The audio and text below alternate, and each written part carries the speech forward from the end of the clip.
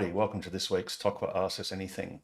As usual, it's been a pretty big news week, and the first item we have this week is that Hertz Car Rental has added Model Y to their US fleet in addition to the Model 3s ordered last year. Although it was initially thought the 100,000 vehicle order comprised only Model 3s, Hertz has confirmed that Model Ys were also included in the original order. Hertz further stated that details regarding the Model Y fleet would be released in the coming weeks. The US Patent Office has published details of Tesla's proposed laser-based windscreen cleaner. First applied for in May 2019, the patent application describes how laser and other optics are engaged to detect, irradiate, and eliminate debris deposited on the windscreen and other windows. The patent also describes how the same system can be applied to other surfaces such as solar panels. Tesla has announced an impending share split of unknown multiple, which will be voted on at their upcoming annual general meeting, due to be held in June. Unlike Tesla's previous share split, the newly announced split needs to be ratified at a general meeting due to Tesla's maximum authorized share limit being 2 billion shares in a total, with about 1 billion shares already issued. Market response to the share split announcement was strong, with Tesla shares gaining 8%, causing its market capitalization to increase by $84 billion, which is of the order of Volkswagen's entire market capitalization. Elon Musk has confirmed he has contracted COVID-19 for the second time by characteristically tweeting, quote, "I supposedly have it again, but almost no symptoms."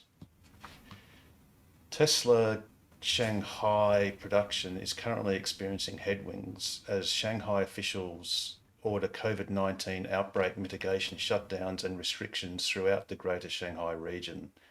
This has directly impacted Tesla as well as some of its suppliers, including Aptiv, which supplies wiring harnesses. So far, there are reports that Tesla's Shanghai Gigafactory has suspended operations for as many as 4 days this week. Given the proximity to the end of this quarter, Tesla's disruption is not expected to significantly affect sales, although production will undoubtedly be reduced. Elon Musk has stated in a tweet reply that right-hand drive cars in Europe may get full self-driving beta by spring this year. Although jurisdictionally different, Australia and Europe have similar regulatory structures, which makes it plausible that FSD beta may arrive in Australia at a similar time. And that is this week's Tokwa Ask Us Anything news. Awesome. So that was the news. Now to introductions. For anyone that is new, please feel free to say hello if you're here for the first time. So anyone new, please pipe up. Are you going to introduce that newsreader? It seemed like a deep fake or a doppelganger or something. To be perfectly honest, as you could tell, and I knew, I messed it up in a few places, but I just ran out of time to do it again and again and again. But that's the first time we tried it, just to get a bit more continuity. But anyway, it's all good. Anyone new, please say hello. Or not, we'll go straight to questions. I'll just point about the news. The audio seemed to be a bit soft for the news. It's much better at the moment. Yeah, thanks. I've got some questions if you don't mind. Yeah, thanks, Norm. I was actually aware of it because I got Pete to test me just before we started, and he did say it was soft and there was nothing I could do about it there and then. But I promise we'll do some more testing and get it right next time. So apologies for that. Yes, Norm, you had a question as well. Yeah, I've got 3 there. If I was to borrow a spare wheel from the club, where would I carry it? In your car? Oh, yes. Yes. Like, well, I guess having a Model Y, Model 3, the most logical thing is just in the boot. Depending on availability, you'll either get a skinny spare, which is the modern spare tire, which comes in like a little carry sort of bag. It's a circular carry bag, which has a jack and everything included. Or at other times, we may just be able to offer you a 18-inch aero wheel with tyre, and in which case you just put it in the boot. I have carried one before when we went to Calberry with us, Norm, and it does take, the full size spare does take a bit of space in the boot. You can try and stuff things inside the wheel arch, but yeah, it does take up a bit of space. Thanks for that. The modern spare is only about that. It's about half the thickness of a full-size tire.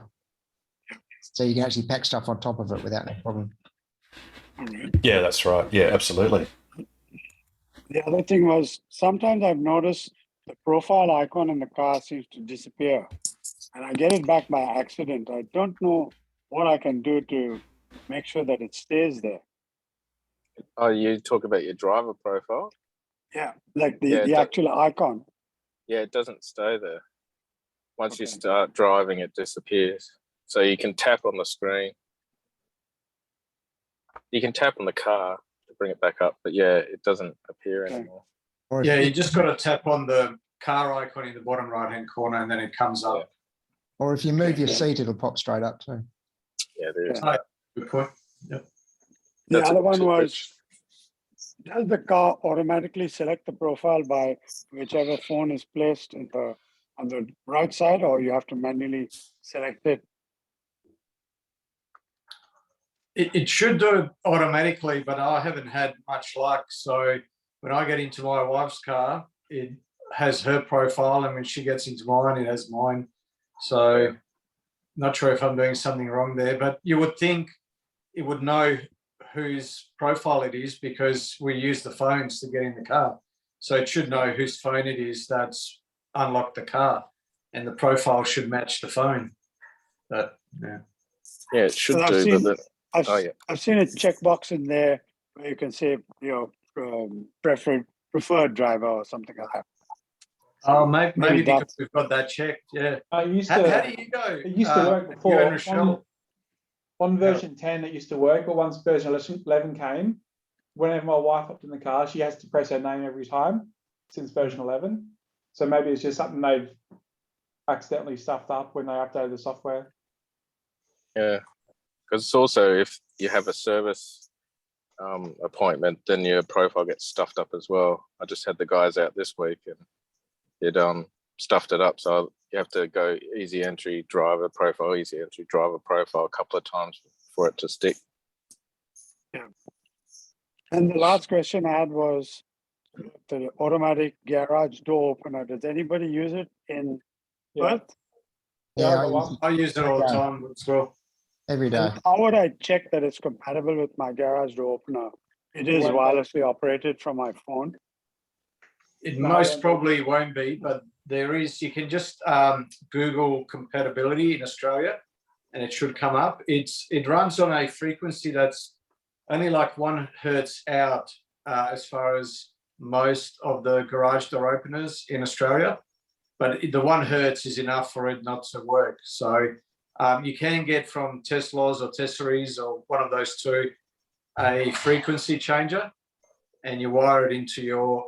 I mean, I'm not very technical, and I was able to do it, so that means anyone could do it. So in other words, you need a Tesla part and another bit. Yep. Yeah, you need a home link receiver, which you basically put across the open contacts of your roller door or gate or whatever it is that you're controlling. There is a list. If it's a Chamberlain door, then there's a chance that it will be compatible.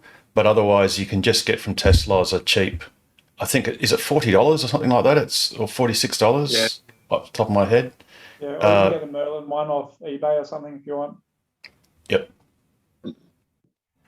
So what do you guys think about the actual usefulness of it and how well it works in general? That being HomeLink.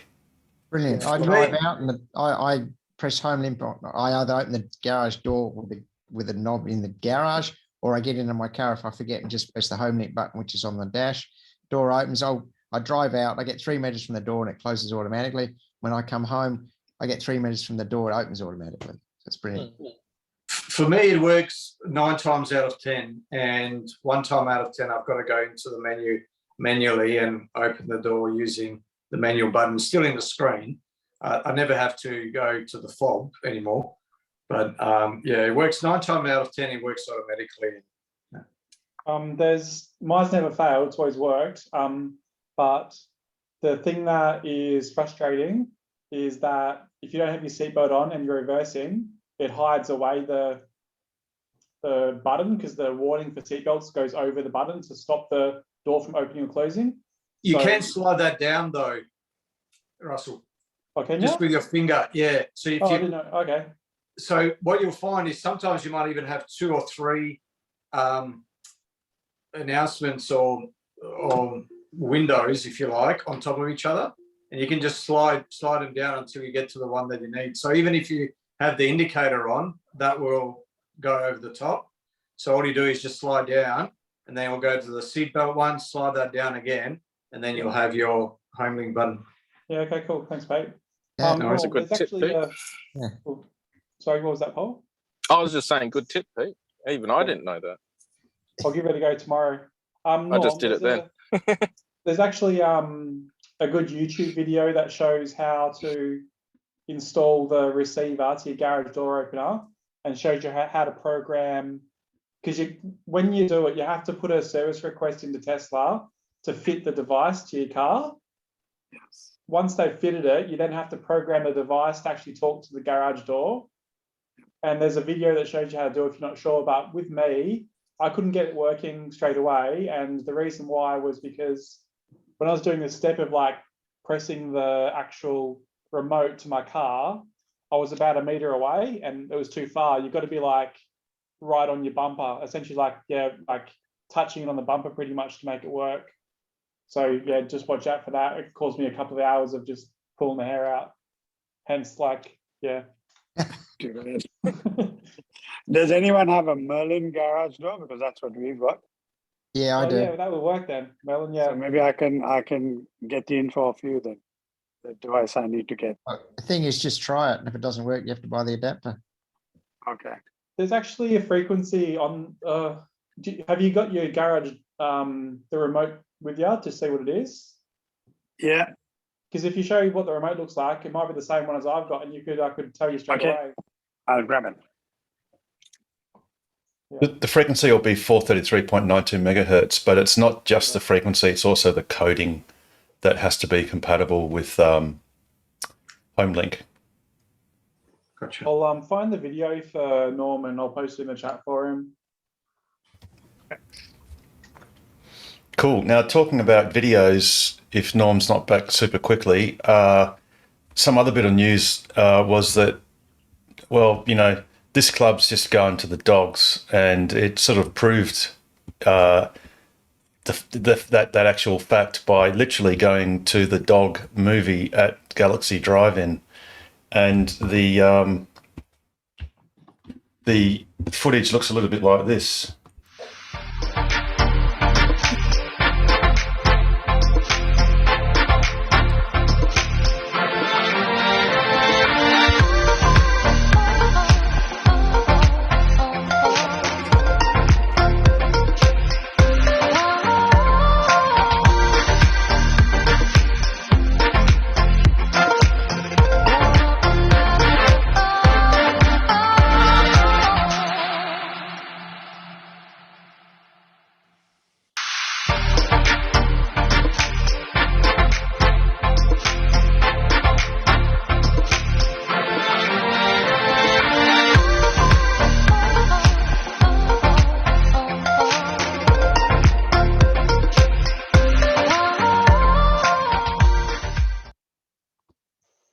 Cool. Very good. So that was Tokwa going to the dogs.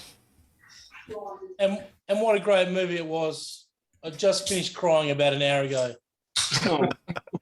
So is that Look- based on a true story, that movie? No.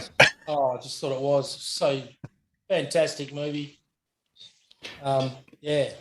Look, I reckon it's always good to watch a middle tier movie at the drive-ins because, you know, I Go back don't know in about you time. guys, but I had monaural sound from a wireless, literally a battery powered wireless, because my car doesn't have a tuner.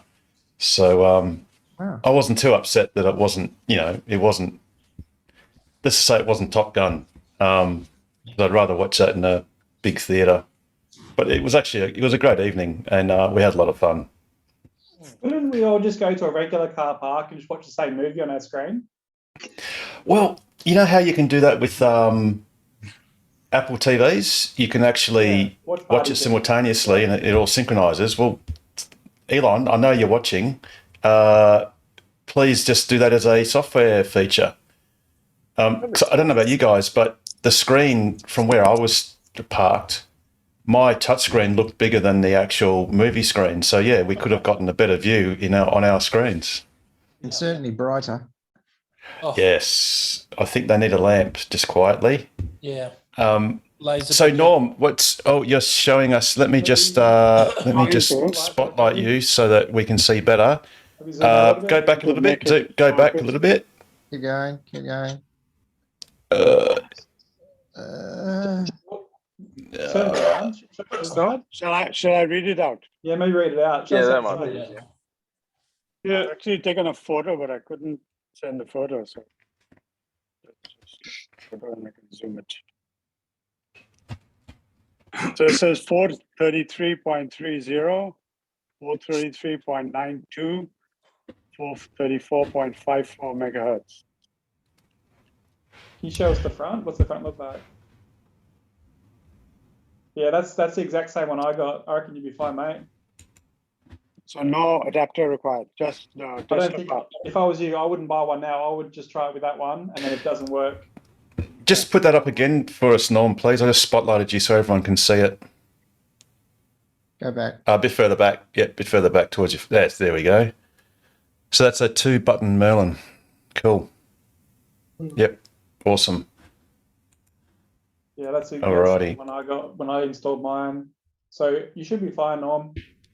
So of course, I've also got an app on the phone where you can operate it from the phone. The car is the best because it's automatic. You don't have to press a button. Yeah. Yeah, and there is a video by Tesla in the Gong. I'll just bring it up very quickly. You can just see it there. Just search Tesla in the Gong, and in fact, the URL is just at the top here. Cool. All right. So Hey, anyone else go? Harold, Pete? I've noticed we've got Peter Tarrant with us. Peter, last time you were with us, you were telling us to sell our Tesla shares.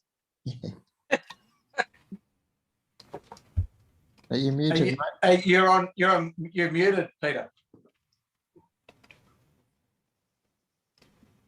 Hang on, you're still muted. That's all right. Have you got any audio? No, you're on mute. You're on mute. You got to unmute. We can see that you're still muted. When you read, That. I mean, I must Can say. you unmute him, Harold? There you go. No, there.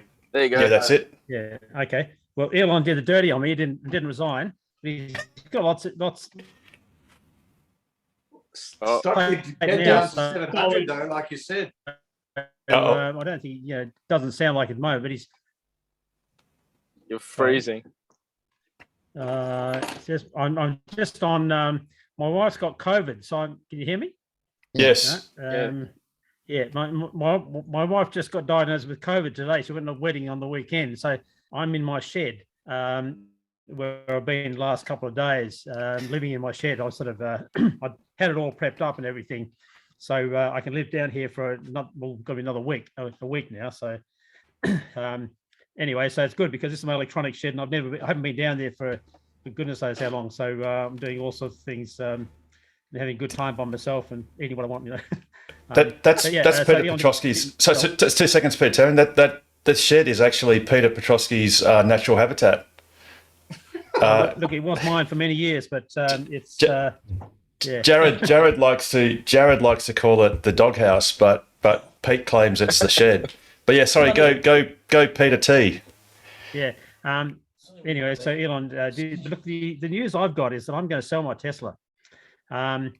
it's a fabulous car, and no question about it. I'd love to have it, but with my isolation from COVID for the long terms, I don't really want to get COVID. I only drive to take my mother, or to visit my mother in the nursing home. It's 5 k's away, and to pick up the mail, which is about 200 meters away. And I don't do anything else. We don't travel because I want to sort of stay away from people. And I don't have to go to work. I do work from home.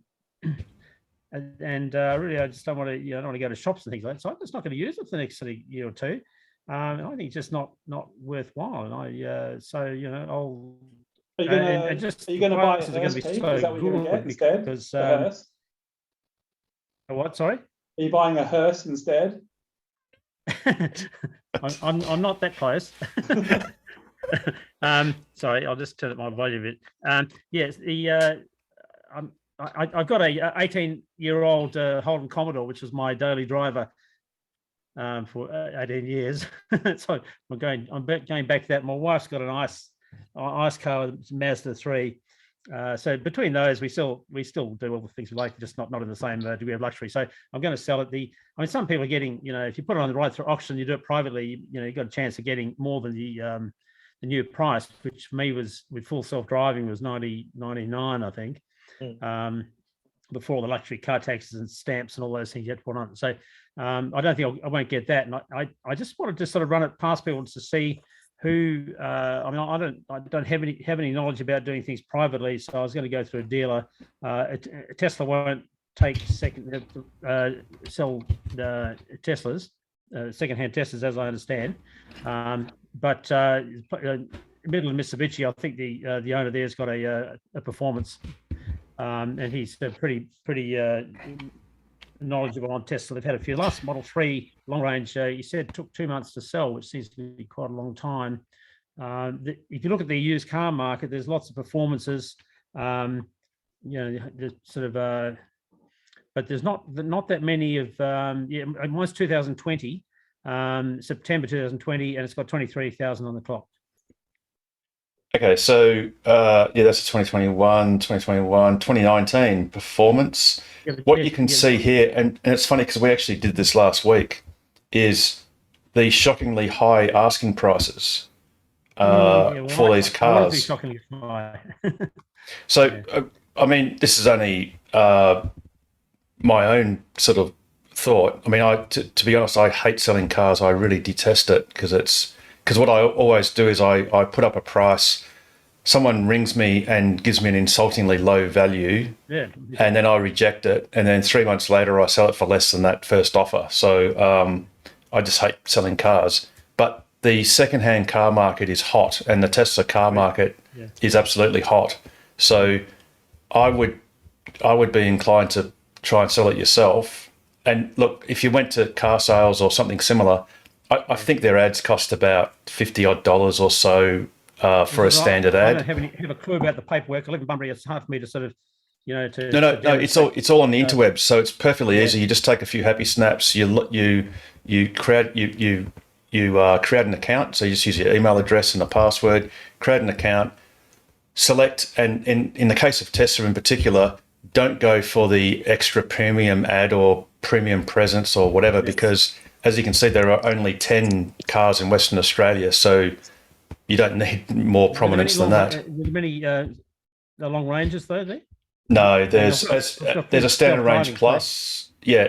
So look, you could just look through those numbers on car sales. Put a decent price, a price that you're happy with. Yeah. And I'd be surprised if you didn't sell that car within a couple of weeks. Being in Bunbury, of course, people got to travel a little bit. It's not quite as simple. Yeah. But I think anyone in this room would suggest that if you sold it to a dealer, the dealer's not stupid. They're going to be making money. They'll give you a quick sale. But if you want an extra, I don't know, 5 or 10 grand for it, it's probably worth the effort, since you're not in a hurry to dispose of it. Peter, does your car have FSD? Yeah. Well, I would mount the argument, this is what Harold was getting at last week, and I was a bit slow on the uptake. Yeah. You may find that in 2 years' time, when you want to get back into a Tesla with FSD, the FSD itself might cost 20, 30 grand or more. Yeah, I realise that, but I think I'll be, Pete- yeah, sorry. So Peter, maybe just one suggestion. You've got your Commodore as a daily driver. Why not? Well, I don't daily drive anymore. Okay, yeah, but you will in the next few months because we're all triple tapped. But I won't. Yeah. Yeah, but you will Sorry? because none of us imagined that we would be able to fly in Silver Birds this year, and yet right now we are all entitled to or permitted to do that with basically gay abandon. So times change Right now. Yeah. very, very rapidly. So, and as Peter Petrosky sort of said, we're just in this strange sort of intertime. But at the moment, the future value of Yep. full self-driving is quite high. The present value is sort of in this Yep. unknown sort of quasi, what's the name? But if you saw in the news, Elon Musk has confirmed, well, he said in response to a tweet from Tesla Owners UK, that's our UK sister club, that FSD beta is coming to Europe in this winter for our winter, and for right-hand drive markets it'll be 3 months later. So that's basically our spring. Now that's FSD beta, but it's showing that there's a progression, and you could mount an argument. Go, And Pete. Harold, sorry to interrupt. Don't forget that Elon mentioned that once FSD beta comes into a country, they'll lift the price up. So in the US, the FSD beta is 12,000 US, which is what, 15, 16 grand Aussie. Yep. At the moment, it's 10,100. So as Yep. soon as it comes to Australia in spring, it's going to jump up to 15, 16 grand. So Sorry, I interrupt you, Harold. I don't want to get COVID. I'm very sort of. Oh yeah, look, none of us do. Look, none of us do, and so go, Richard. Yeah, you go. I personally don't believe that any of us are going to avoid COVID. I think everyone's going to get it. Some people are going to get. Yeah, I mean, Pete, you're going to get COVID sometime in the next 6 months. It's going to happen. Your wife got it. You'll get it. We're just going to get it, and hopefully we won't get sick because we're all jabbed. And then if you got COVID tomorrow, you got over it in 3 weeks' time. How would you feel? Would you be still selling your car? Yeah, look, I think it's not going to change. Look, I don't drive a lot. I mean, 23,000 in a day. Sorry, I'm losing my connection again. I mean, 23,000 Ks in a year and a half is sort of not that much. We did a lot of we did some long drives. That's pretty much spot on average for an average Australian car. Yep. Peter. Yep. So 15,000 Ks a year. Yeah. But I wouldn't do that now. I was using it for work and doing lots of home visits. 95% of my car was actually business, and that stopped. I mean, really, it was 95%. So I only did a few hundred Ks on the. Now, so I've got health problems. I really, you got about an 80% chance of getting COVID probably, and I'm well aware of that. And if I get it, then yes, things will change. But we've done the sort of travel thing, so I'm happy with it. Look, maybe I'll get a Cybertruck in a few years or so. Yeah. We're all going to do that, Years. Peter. There's probably half of us in the room that are going to get a Cybertruck in a few years. But Richard's shaking his head, but he's going to get one too. You watch. Yeah. Not a chance. So, He won't be able to resist. My bloody Model 3 is the size of a Cybertruck compared to my Lotus. So I've already done the step. I saw a nice one Anyway. at Bunnings the other day, Richard. Took a photo of it. I thought of you.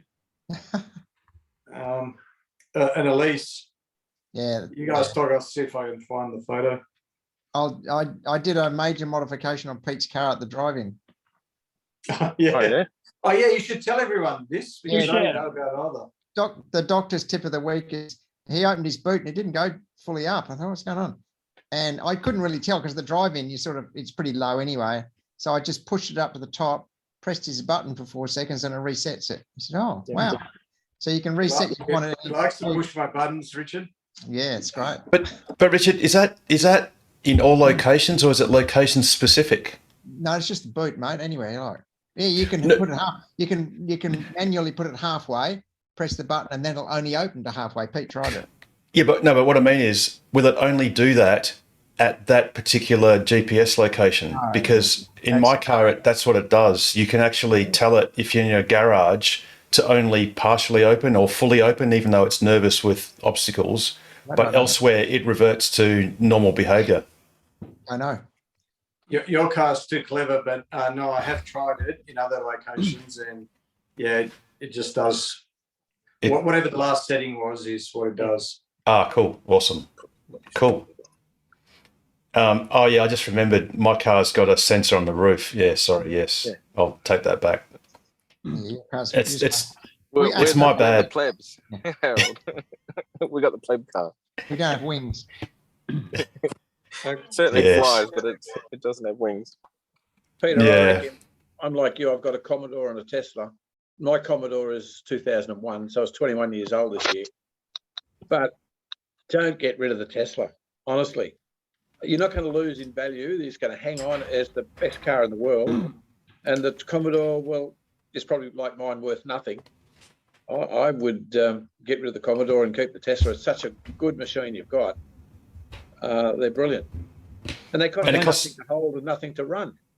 Yeah, nothing to run, literally, and no servicing, Peter. So there's the only cost you've got in the future is registration and insurance, Yeah. and your fuel cost is can approach zero if you've got solar and you can just dribble it in. Even with a small solar system, you can afford to just dribble that in and on 10 amps or whatever. Your fuel cost will be zero, and your holding cost, and there's a distinct possibility or probability that the future value of that car may actually increase because of its full self-driving ability, and there'll be someone that will want to buy it purely for that, because if the price, as has been demonstrated, the current value of full self-driving in Australia, in American terms, is 15,000 Australian dollars. So there's already a $5,000 premium that your car has over a car that was bought today. So, I'm Yeah. not planning to waste it. I'm planning, some of the money will just go into Tesla shares. So I mean, it's not well, going to be entirely wasted. Hindsight Harry, Peter said that you should have sold your car and bought Tesla shares, as did Nigel, without the selling his car bit. Nigel actually got an entry at $700.46. Nigel, 40 something. 39 cents. 30. Oh, apologies. I I didn't pay that much. I Come on. slighted you there. Sorry. Yeah. So Nigel missed out on the bottom by about 38 cents. So Peter, I want you to should know, have done that. we all Do want to that. know the big elephant in the room. Did you buy your shares back? I bought about 2/3 of them back, and some of them were, I think Nice. 700. I think 750 was my best. Oh, good. Oh, that's awesome. Something like that. Well done. And there's another one. Yeah, I bought sort of a number of times. Trying to, but of course you can't pick it all. So, so I bought a lot of it back, and if the situation has changed, and the price is dropping in sort of with everything. So look, I love the car, no problems. I hope to actually get to use it sufficiently in the future. But just the moment I'm not, and it's it's $1,000 a month my loan, so it's going to it's worth me sort of putting that particularly as my job is sort of I'm only doing 15% of the work I used to, so my actual income is really quite low, and it's partly a sort of financial point. I'd rather have a bit more cash in these uncertain times, and I still got I can still top up my Tesla shares as appropriate, so I'm not sort of entirely off the Tesla. I know all these things about Tesla. I sort of I'll probably do an hour's reading every night, continuously. So So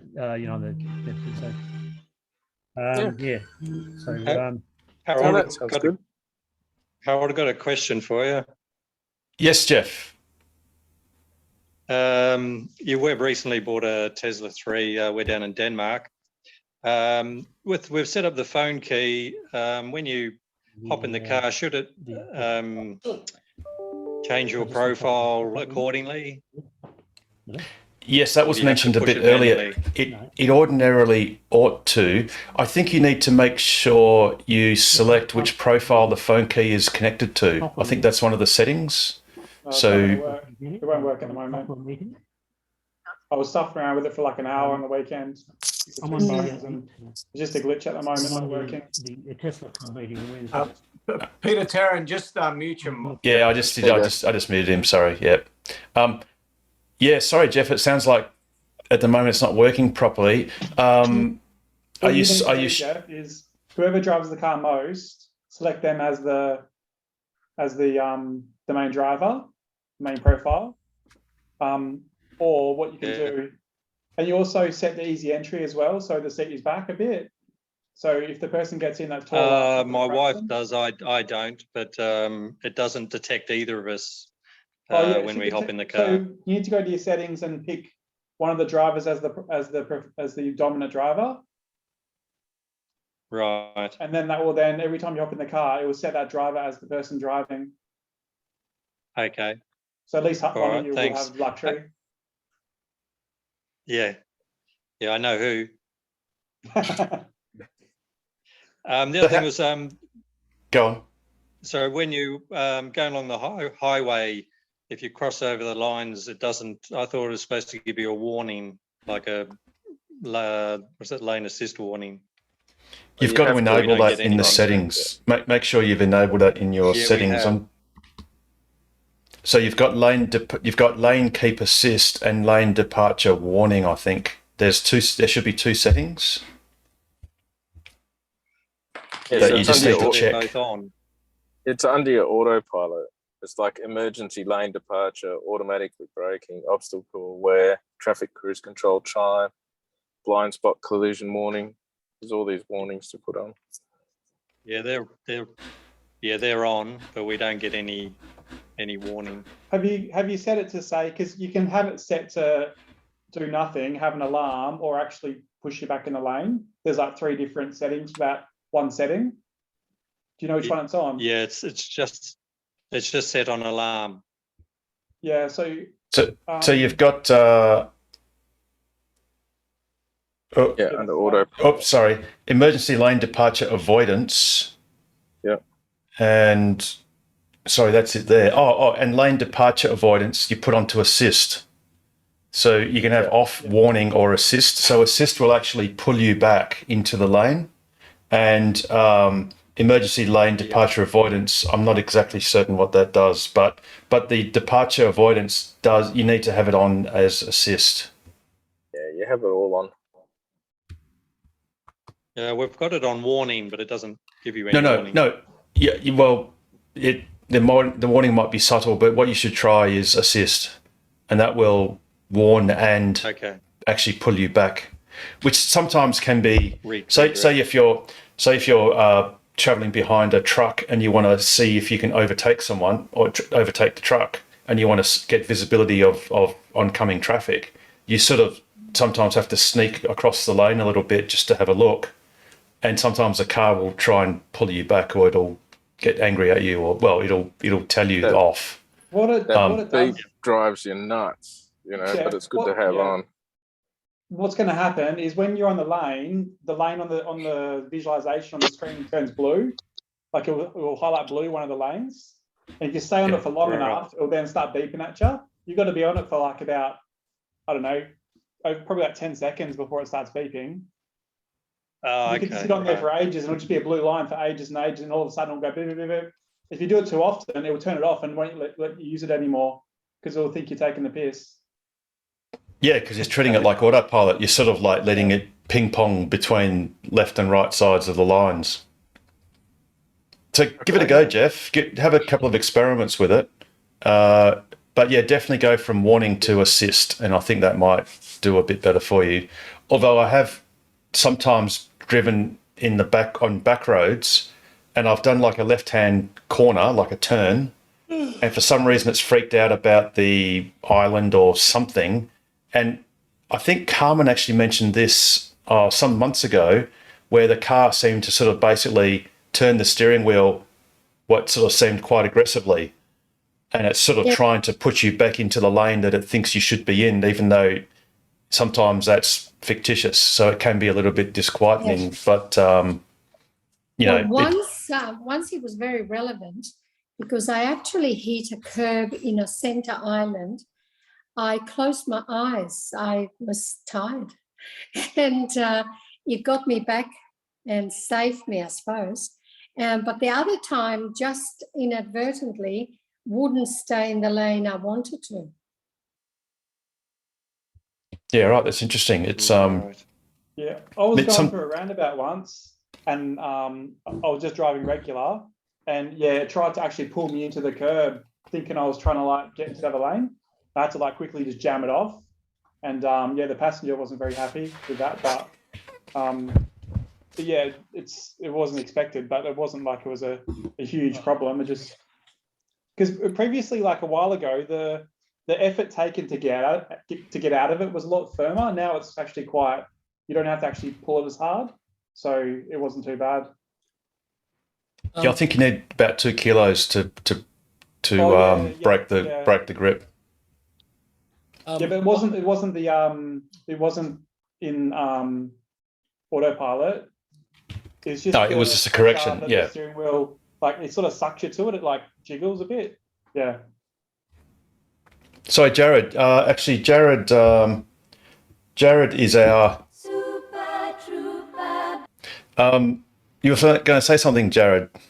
I was going to say, where's Russell been? Is he? You said he was in prison for a couple of weeks. Is he? Actually, He's Russell. back. I missed him last couple of weeks. Actually, Russell is. That's Russell. I've got a joke if you want. Either he's in. Is it something I have to pause because I'm not going to edit this video because it's too arduous. Yeah. Okay. Pause it. Hang on, I'll just pause it. We'll be right back with our regular transmission in 2 moments. No, and We're back. So no, we're back on record. So sorry about that. One thing. I might do a bit. Actually, we'll do it a bit later on. But there is a video that I'm going to play. It's actually a music video which is relevant to one of Elon Musk's tweets. So which will cause this episode to be unmonetized yet again, which is going to be tragic, but it'll be worth it. Eminem song. Yes, it is. And it's quite good. So we might do that a little bit later on when we're a bit more lubricated, and or if those of you who are watching on YouTube, if your insomnia isn't quite yet cured, we'll just wait till you're about to snooze off to listen to some cool tracks. But anyone got any other questions or comments, or or even any bits of news that we may not have discussed? There are a few things I did leave out because they were a bit doubtful or unclear. So anyone got news? I mean, the share price has gone up. Yay! Which is great. One step closer to retirement. So, Harold, one thing we didn't talk about is the budget that was handed down, federal budget that was handed down yesterday. $38 billion. Tell me. I think there was $3 billion is being spent to halve the petrol excise. If you divided that, if you gave an EV $3,000 of rebate for every new EV bought, how many EVs could that help buy? 10,000, isn't it? No, that's a million. A million. Yeah. 1 million. Yeah, I was about to grab my zero calculator. Yeah, sorry, it's really risky when you do mental maths on TV because it's always going to go bad. Yeah, being recorded. And it's being recorded. I did find out that Russell's setting up a new business called Ahead of the Bend. Is there any truth in that, Russell? There could be some truth in that one. Ahead of the curve. No, the bend. Ahead of the bend, it's going to be called. Are you talking about, Jared, are you talking about the S-band? The S-band, yes, ahead of the S-band. Actually, I actually have a video of not quite that. You can't play that right now. It's just a little bit. Harold, the answer to your question is it wouldn't make any difference because you can't buy an EV at the moment. Yeah, well, that's actually quite ironic too, isn't it? That is a big problem. The Nissan Leaf are still available right now. But I was actually speaking to Rob Dean today, and he was doing the figures. If you were to spend $2,000 on an average AC charger.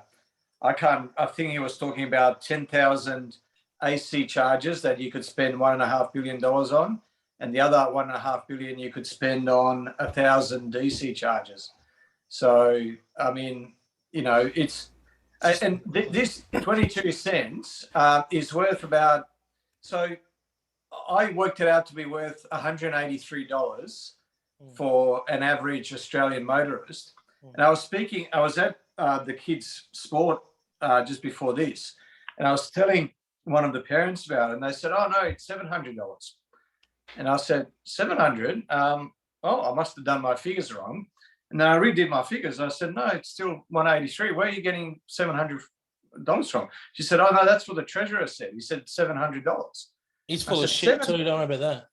I said $700. So I've actually found, I'll try and share it if I can. I found the clip. So this is from yesterday's budget where he says it's $700. Now he bases it on 2 cars rather than 1. Where are we? Oh, here he is. Let me know if you can hear it.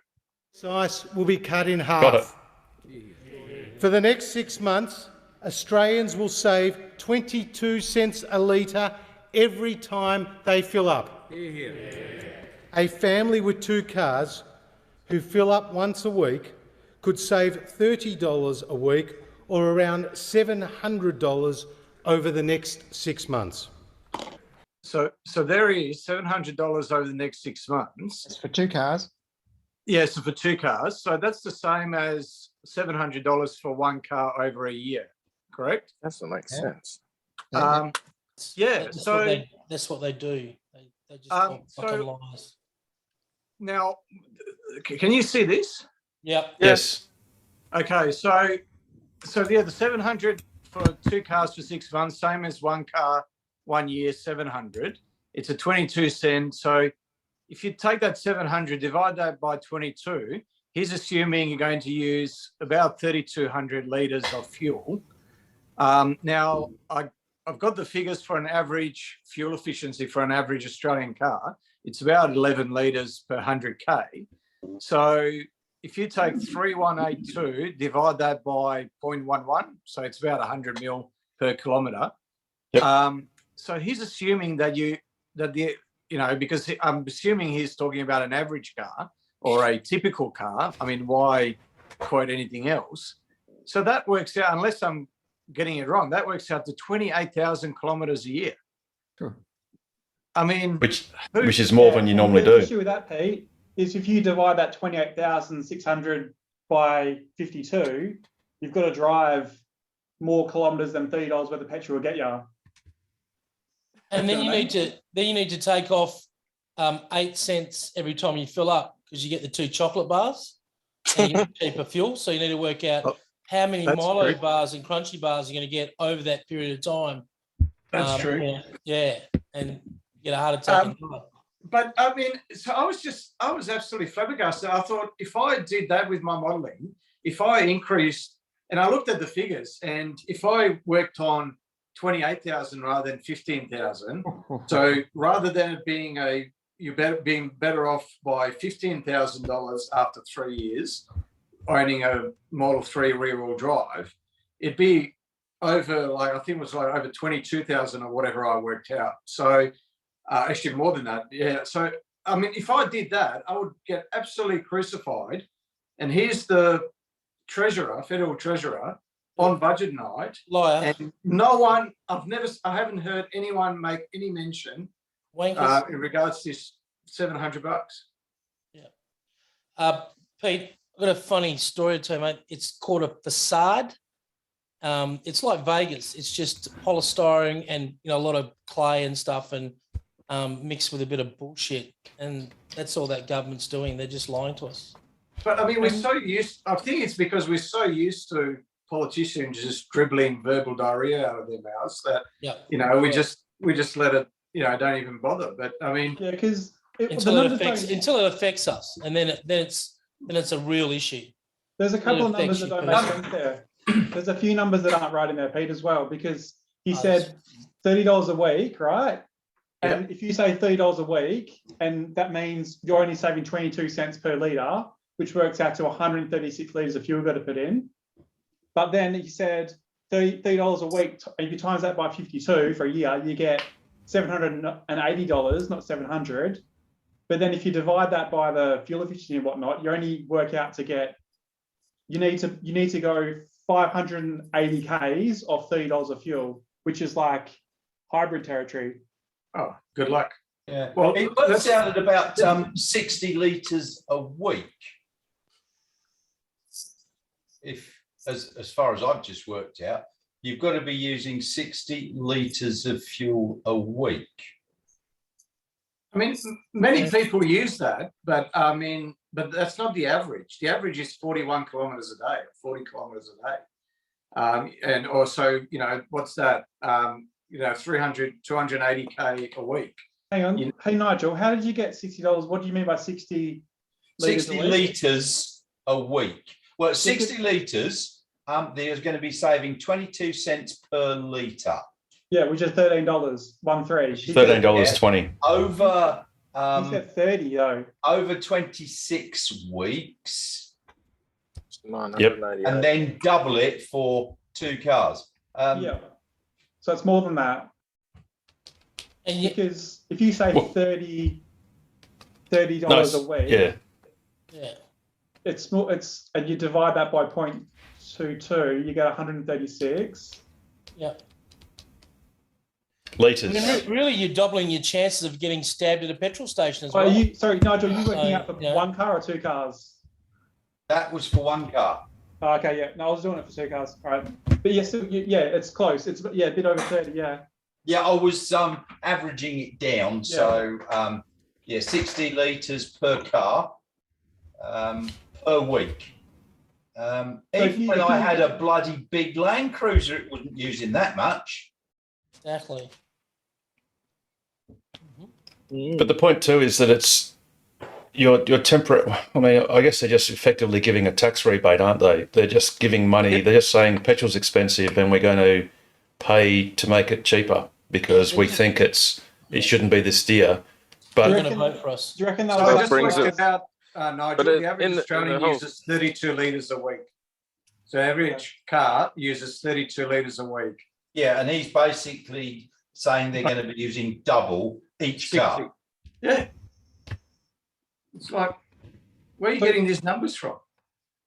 with Now, that? he's Well, hold clever on. in the way. Wasn't Scummo saying that he's done 8 budgets, 3 with this and 4 with another, and he can't even bloody add up? No.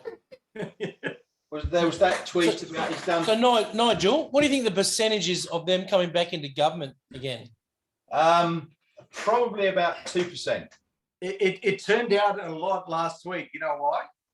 Because Murdoch all of a sudden went off ScoMo. No longer on the front page of his newspapers did he have ScoMo. He had Elbow, and he wasn't painting him in a bad light. So, and usually News Corp doesn't like to back losers in the election.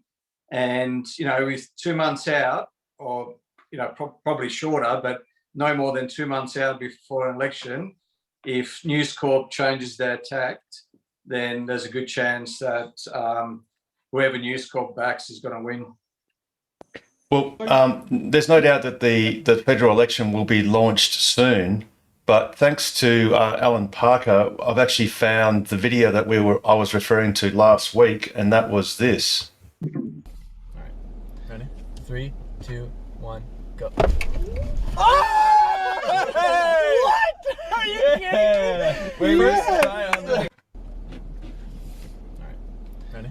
3, 2, 1, go. What? Are you kidding me? I've got to try that. That's- Got to try that. I could So do that that with is my a- dog, Harold. That is a That's launch. That's not really. It's not really Well, that you impressive. could. No, it is because he didn't throw it backwards. He threw it straight upwards, and Oh, yeah, then okay, that's- accelerated. So the whatever that is, it's like a fish twisty, or I don't know what it is. Basically, was free falling vertically, but the car actually then displaced itself a meter forwards while it was in free fall to get into that guy's gob. The car shoved itself underneath it. So what you're trying to say that is ScoMo does needs to not- throw a So- chip up the air so Josh Frydenberg can catch in his mouth. So basically, this chip went from here, and as he threw it up, it was in free fall, and then the car just went back into the guy's gob. Job done. It did go down a bit because he threw it up quite high, and the guy's mouth, he caught it fairly low. So it did still Yes. go down, but not enough for him not to catch it. So Yeah. So we'll just repeat it. Ready? 3, 2, 1, go. What?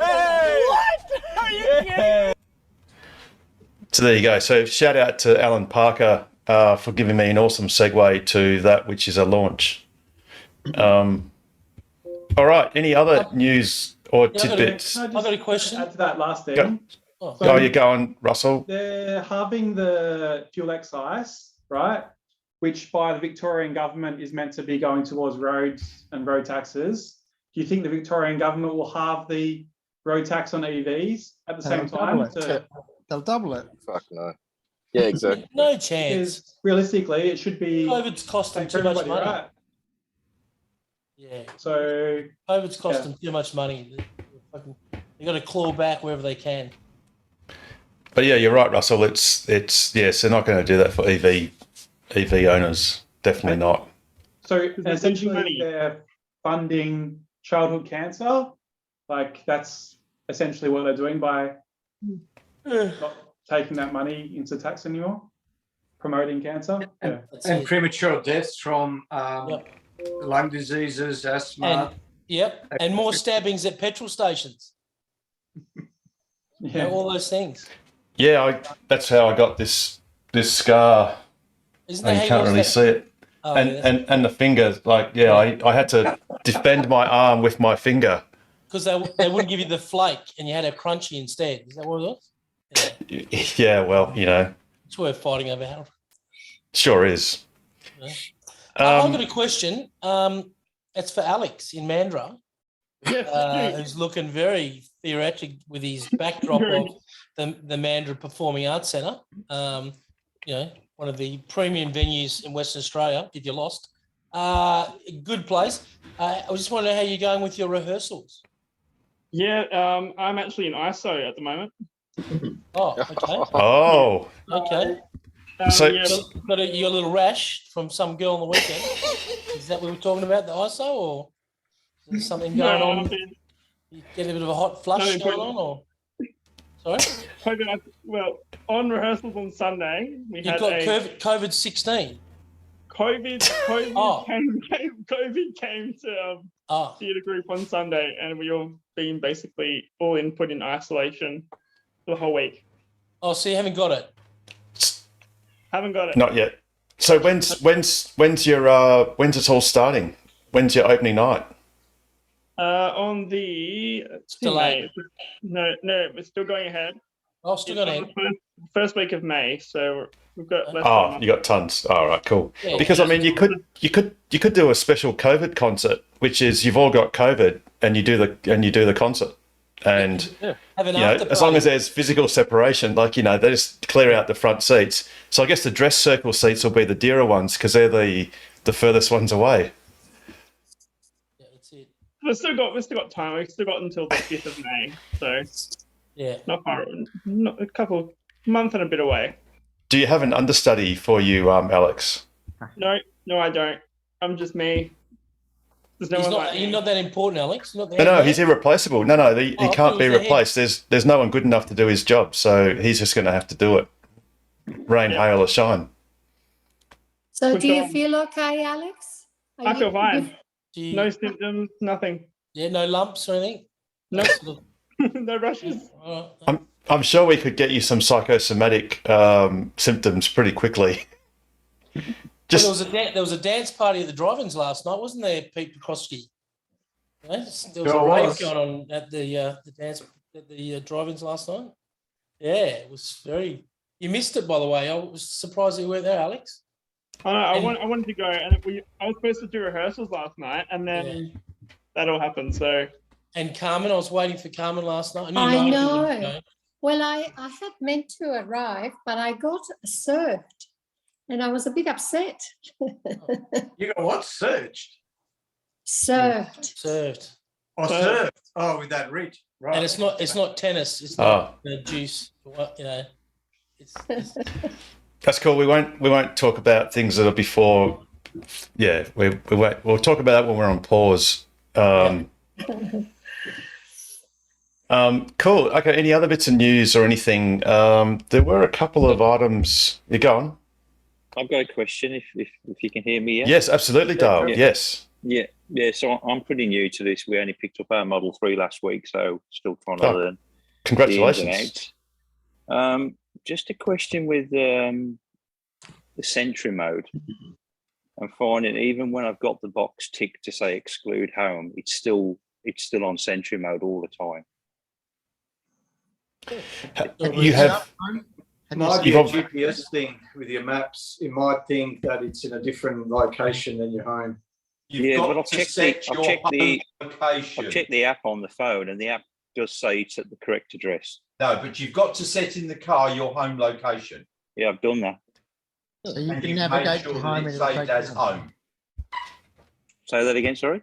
You've got to make sure it's saved as home. So when you go into navigation, you hit home, it will take you I've done home. that.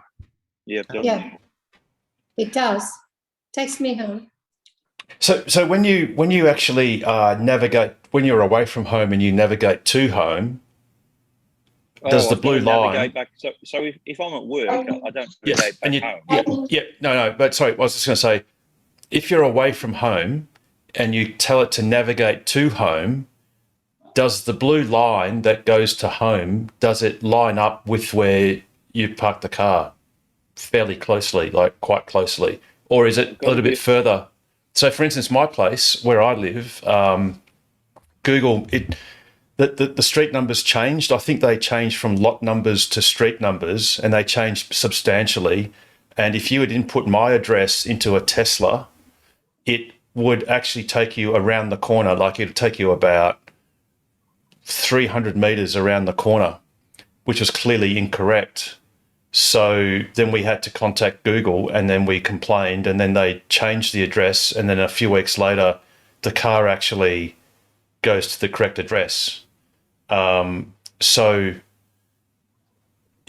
just check on your home location, and you can probably best do this when you're away from home. When you navigate to home, is it pointing basically or ending up basically at the correct place that it should be? And if it's not, because I've put my home address in, but I've never actually navigated and used the navigation back home because I've never needed to. I've not been far. Please try.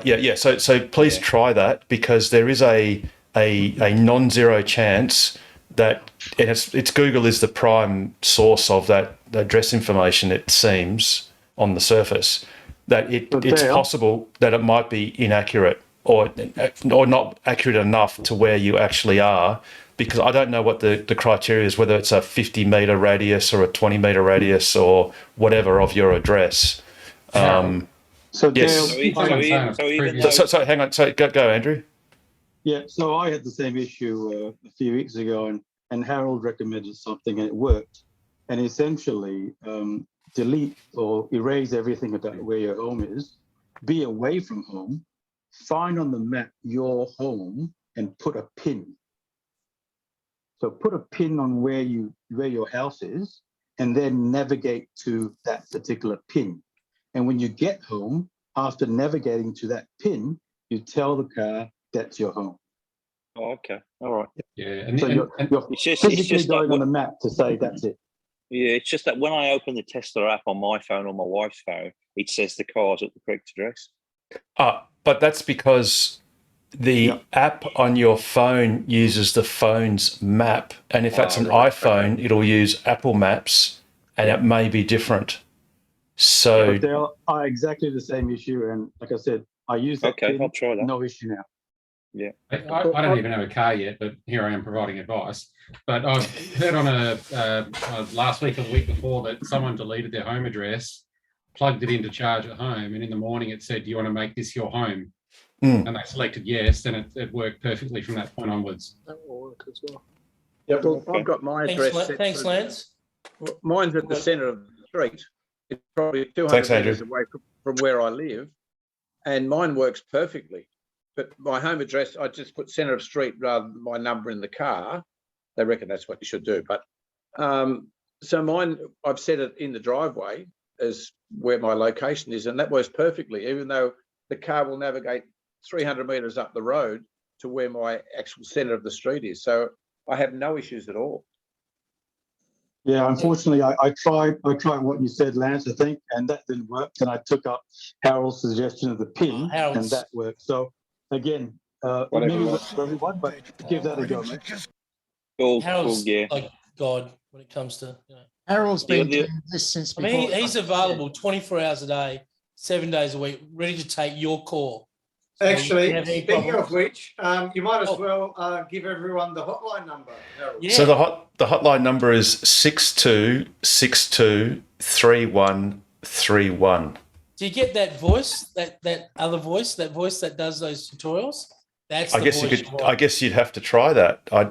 You'd only ever know that if someone actually rang the number. I'm ringing it tonight. Tag on the Ferris Bueller Can at the I, end. can I ask Worked what? perfectly. Can I ask another question, Harold? So Yes. sorry, Yeah. Absolutely. So we were having a play with it at the weekend, and I was trying to teach my wife how to use the autopilot and that. And I actually drove from Port Kennedy, where I live, right down to Mandurah, down to Mandurah, and it never asked me once to put my hands on the wheel. Yeah, I've that's got because one of them. I can answer that question. And- That's and because yet you're when going I- to When I'd stop the car But- and obviously turn around and come back, then it obviously asked for the alerts after that. But I went all the way from Mandurah from Port Kennedy, which is about, 20, 30 minute drive, and it never asked me once to put my hands on the wheel. Go, Richard. Yeah, I've got one of them. It's something to do with the steering. You've got enough weight on your steering that it thinks. I wasn't holding the steering wheel. No, I had that's my what hands I on mean. my lap. I'm the same. I can drive Yeah. all the way to the June lap from my house. It's just 20 minutes without touching Yeah. the wheel. It's your Okay. steering, but if you put a little bit of pressure on it, a little bit, it'll think you're not there, and then it will beep you. So it's thinking you're there most of the time. Okay, so that's normal then. Yeah. No, it's I thought it was great to be Great. honest, but I just Great. thought something not No, right. you've got level 3 autonomy, mate. Well done. And the fact that you're going to Mandurah, you've got to keep your hands free because you've got to be ready to go in Mandurah. Like, Yeah, fair play. so Yeah. it's, Now, talking about home things that we were talking about a moment ago, Russell was kind enough to send me this link, which might be entertaining or might not.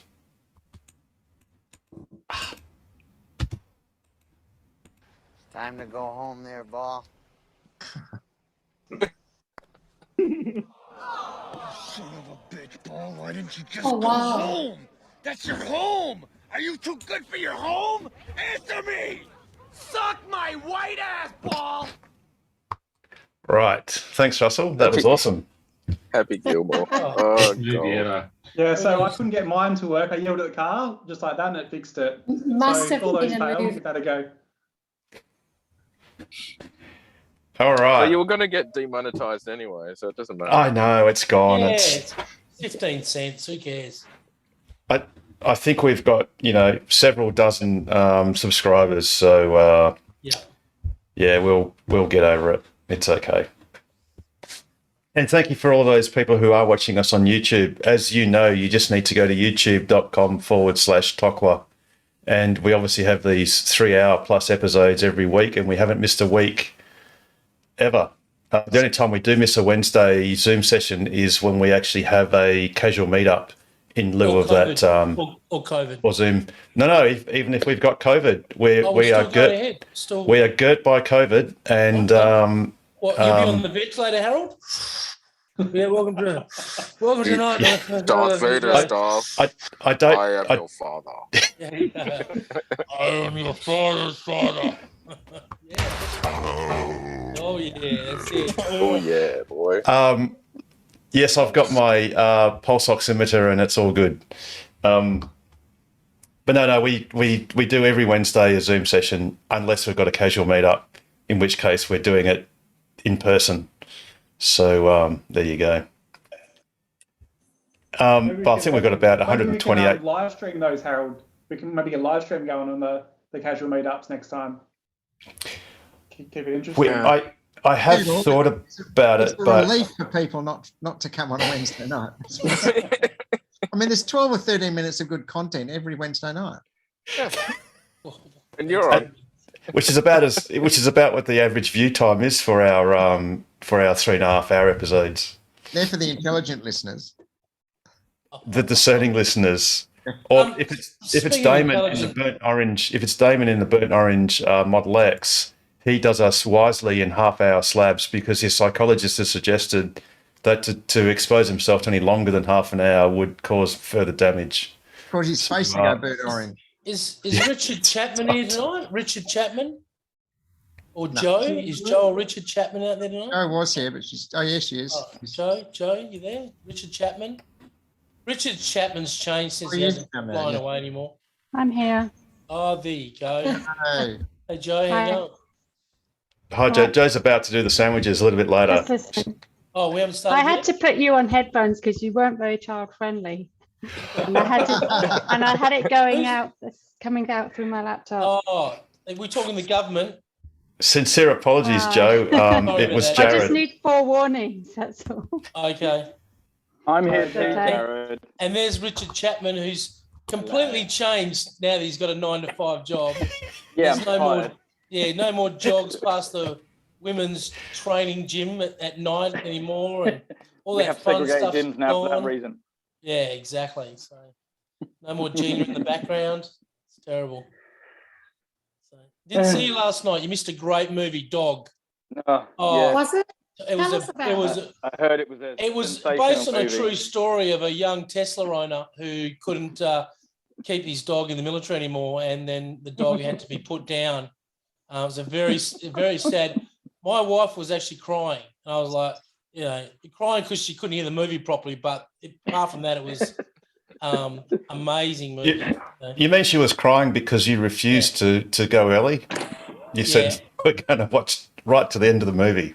Yeah, no, it was. I was crying then. That was the sad part. I mean, it was pretty interesting. I mean, I think I got food poisoning from one of the hot dogs, but I wasn't sure. But no, it's a great venue. I love going there because it's like Pioneer World. You go back in time, many years back to the drive-ins. And, Well, I don't know if you saw one of the basins in the men's toilets was obviously smashed at one stage, and they militantly patched it all together. It was like a Ming vase that has been lovingly restored, and it's almost as old as the Ming vase. It's probably the second Ming dynasty. But they're working in euro dollars because when I bought a popcorn and a drink, it was $21, 21 euros. So Those guys run on a budget. I'm happy for them to. they've certainly got a different currency to going on in mingle that their shop. facing. Yeah, they've got a top budget. Yeah, they're going to rally up some money for a new globe, I think. Yeah, I they definitely wasn't do gonna- need to do that. I wasn't going to say anything. This is electric vehicle related, not Tesla related. But you guys and That's girls cool. will know about the battery electric loco that we're going to be the first owners of in the world in terms of mining. So it just so happens that the new job that I have taken, the team of 5 of us, will be the ones that are delivering said battery loco completely by chance. So I'm actually going to be delivering, commissioning, or having commissioned, the battery electric loco that I Hey, Richard, what sort of battery chemistry? cool. What sort of battery chemistry are they using in those batteries? Do you know, That's that's confidential. actually a good question. I'm assuming NMC or NMCA maybe, just because I know that CATL, that's their kind of all singing, all dancing new chemistry. And it's going to be a 7.5 megawatt hour. Battery. It's pretty interesting. So I'm now actually privy to a lot of the technical discussions that are going on about how we're going to deploy it. So, Richard, and you're obviously delivering it. You're one of the delivery team. But of all the Will you have to thousands of shave your people legs in- or anything? Like dress yourself Yeah, up yeah. a Well, bit? they're already shaved, of course. Yeah, but you'll have to trim them back a little bit. And do you Yeah, hold you the red bow? Is it the red bow that you're gonna?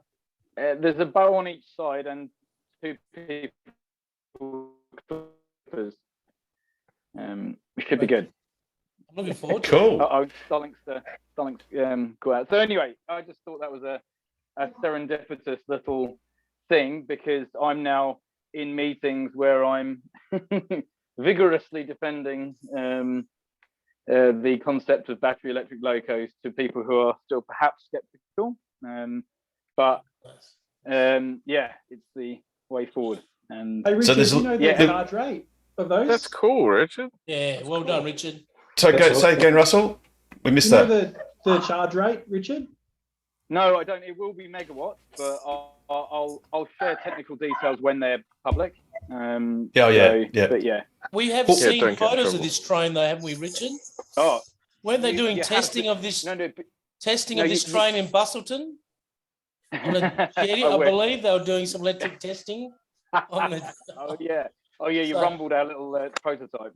yeah, I think there's some testing on that little. So Richard, how many locos are there? We're gonna. What's announced? Sorry, What's been announced? Like any announcements?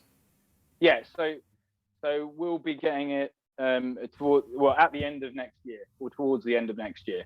So everything I'm saying is all public knowledge. Yeah. So what's been publicly done is how many train sets are you getting? How many No, locos? Just one at the moment, but there have been. Hang on, just got to make Officially? sure No. Just official. So officially one. officially one, but we have plans Yep. for more. So Yeah, of course, yeah. But the FMG have ordered 4. BHP have ordered 4. I think Rio might have ordered 2. Oh no, sorry. FMG have ordered 2 from Progress Rail, and Rio have ordered 2 from Progress Rail and 2 from Wabtec, and I think BHP have done the same. But what's interesting is that, and I guess this is something that I didn't even realise. So Progress Rail have come out with a claim that they're going to be supplying 14 megawatt hour locos to FMG next year, which is double what Wabtec have announced that they'll be supplying us. So I'm skeptical of that because I'm like, well, I mean, even with a complete redesign, 14 megawatt hours is I thought many years away. Yep. But we'll see, really. And anyone can make a bold claim and not deliver it. So Exactly. So Wabtec are saying, look, we can do you 7.5 megawatt hour now. They've publicly said that the next one will be 8 megawatt hours. So they'll just keep going up and up, but as you guys and girls can all imagine. So the 7 megawatt hour, that's going to be the same or similar chemistry to a long range car. How many equivalent long range 3s is that? How many long range 3s could you get in a 7.5 megawatt hours? The question, Harold can answer that for us, I guess. Pete Petrosky will get that one. So it's 7,000 kilowatt hours. So it's 7,000 into 70. So 7,500. Sorry, 7,500 kilowatt hours, and an average Model 3 is 70. Oh, so yeah, 75. So it's basically 100 Model 3s. Yeah. Okay. And how many? Great stereo. Oh yeah.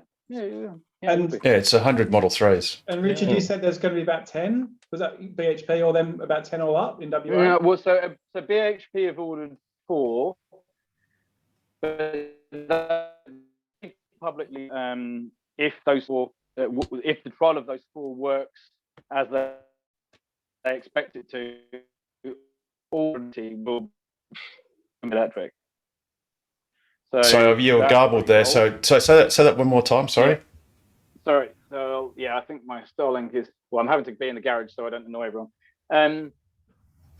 So BHP have ordered 4, but they said if they perform as expected, all 180 will transition to full battery electric.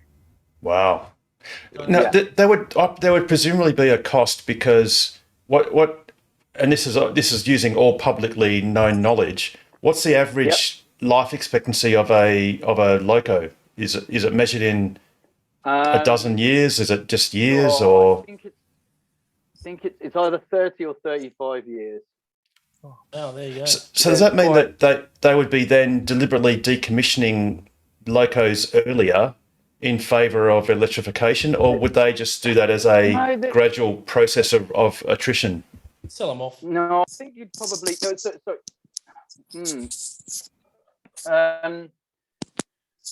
Sorry, that was the car starting to charge. I wonder what that beeping was. So that's a good question. Yeah, obviously the bean counters will look at what the cost of retrofitting an existing Gevo V12 in our case would be, and there'll be a unemotional financial decision made. Yep. Because we're also assuming that the chassis that those existing locos are on are suitable, because what Wabtec are doing now is the hardcore engineering, because they've said, look, we're going to do it, but it's one thing to say you're going to do it, but until you've actually physically designed it and actually built the thing and moved things around because you can't fit things where you thought that you could, it's all a bit up in the air, really. So is that implying that on the public record that it's feasible to effectively just take the diesel electric generator out? I think that's an assumption. And effectively sort of replace it with a battery electric form? I'm not going to assume that that's the case. You would initially think so, but you've got the same issue, really, if you think about it, of taking an ICE car and changing the battery out, which is why Land Cruiser conversions are going to have relatively crappy range and be very expensive.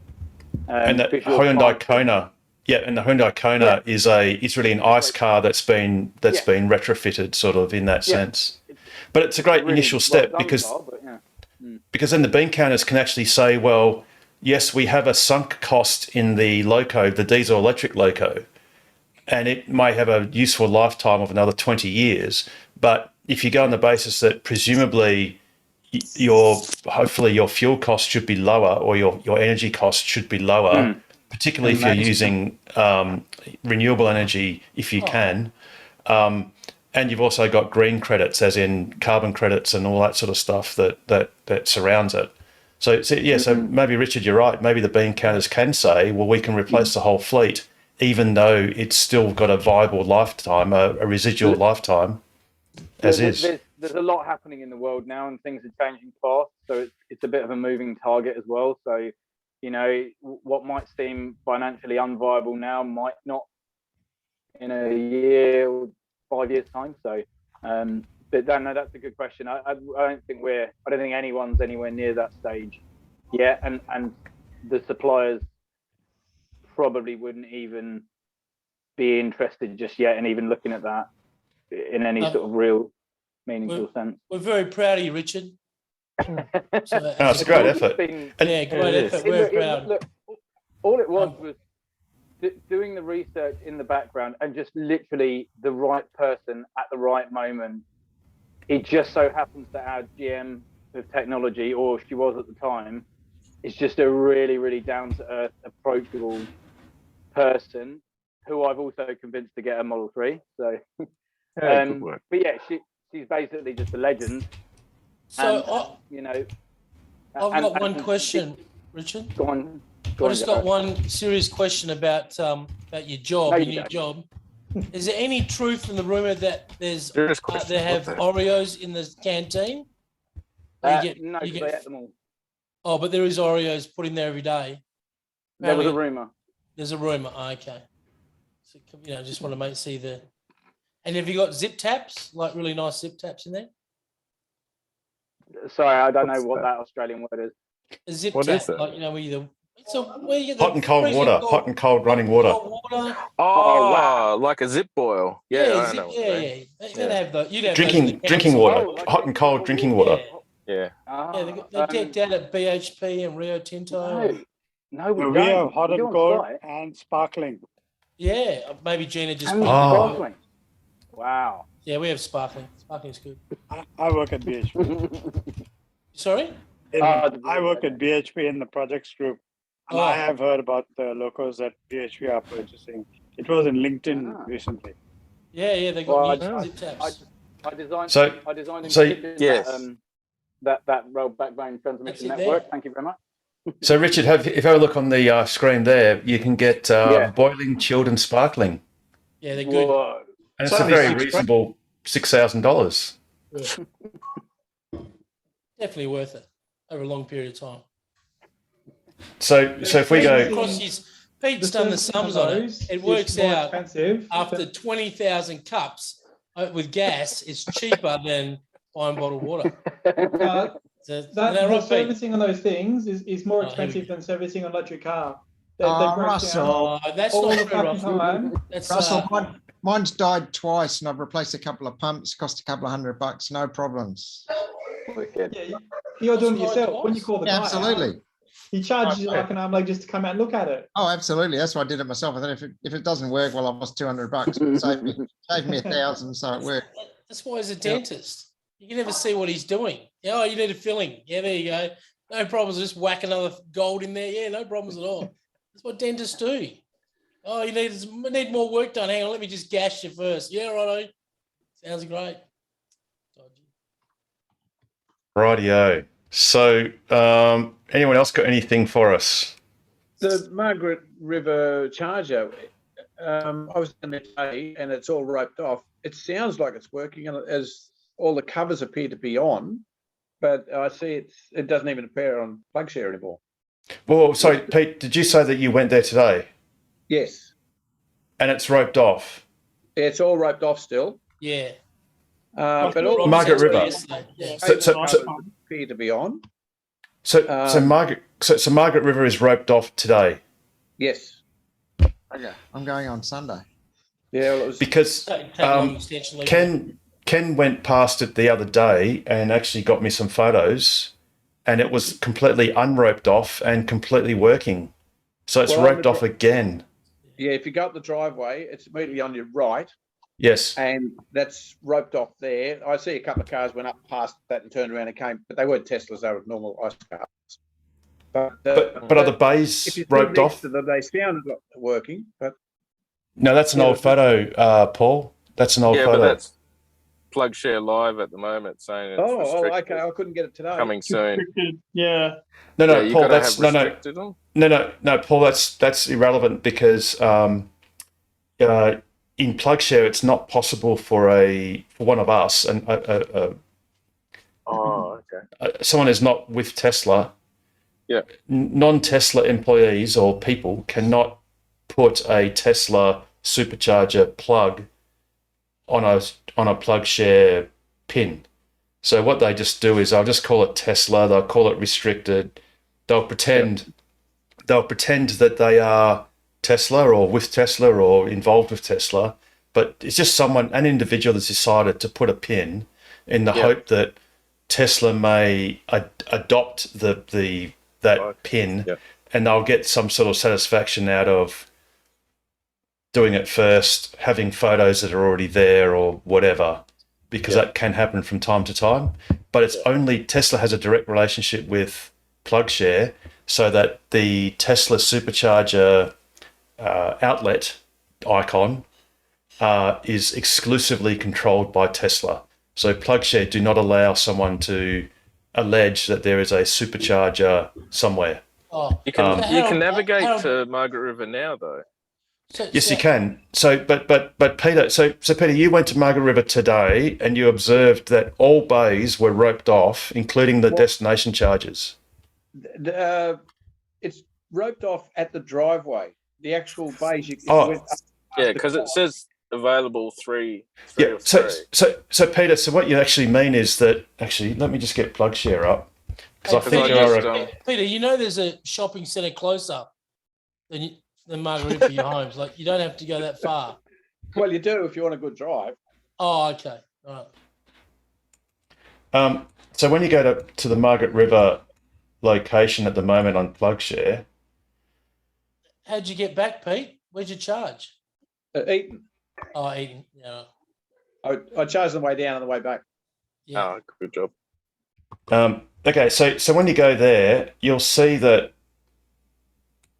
there's a couple of photos, and an easy one to see is say this one. So what you're saying is it's roped off. This little bit here is roped off left to right. On the other side of that car. So on this car, is it roped off? No, on the passenger side of that car. So as you come up the driveway, it's roped off there. Yes. Oh, that car looks familiar. That car looks. Yes. Yeah. So, okay. But can you still reverse if you just kept driving inwards to the right, go straight through, and you weave through empty bays? Can you still reverse and park in here? Yes, you can. Yes, great. Okay. So all I've done is I've just reversed.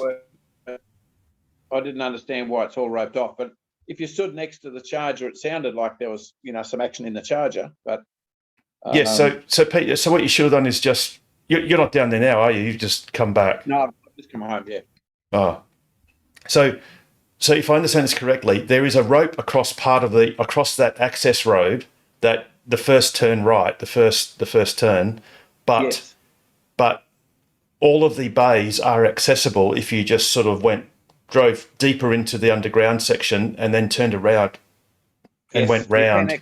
You can weave in and get into each of the bays, and the destination charges are there. But I just took it that it wasn't open, and it didn't appear on my tablet at all. I couldn't bring it up on the plug share. No, but it does appear on your Tesla, your actual main screen, your MCU. Yes. If you click onto navigate and then go charging, it does appear, and its status is live. There's a live status saying that there are 3 out of 3 stalls available. Oh, okay. Okay. Oh, and coincidentally, you might notice that if you look at Karen-Up, it'll actually say 5 stalls available. So it'll say 5 stalls, and then it will say 2 stalls available. I think it's because one is currently indefinitely not operational or broken.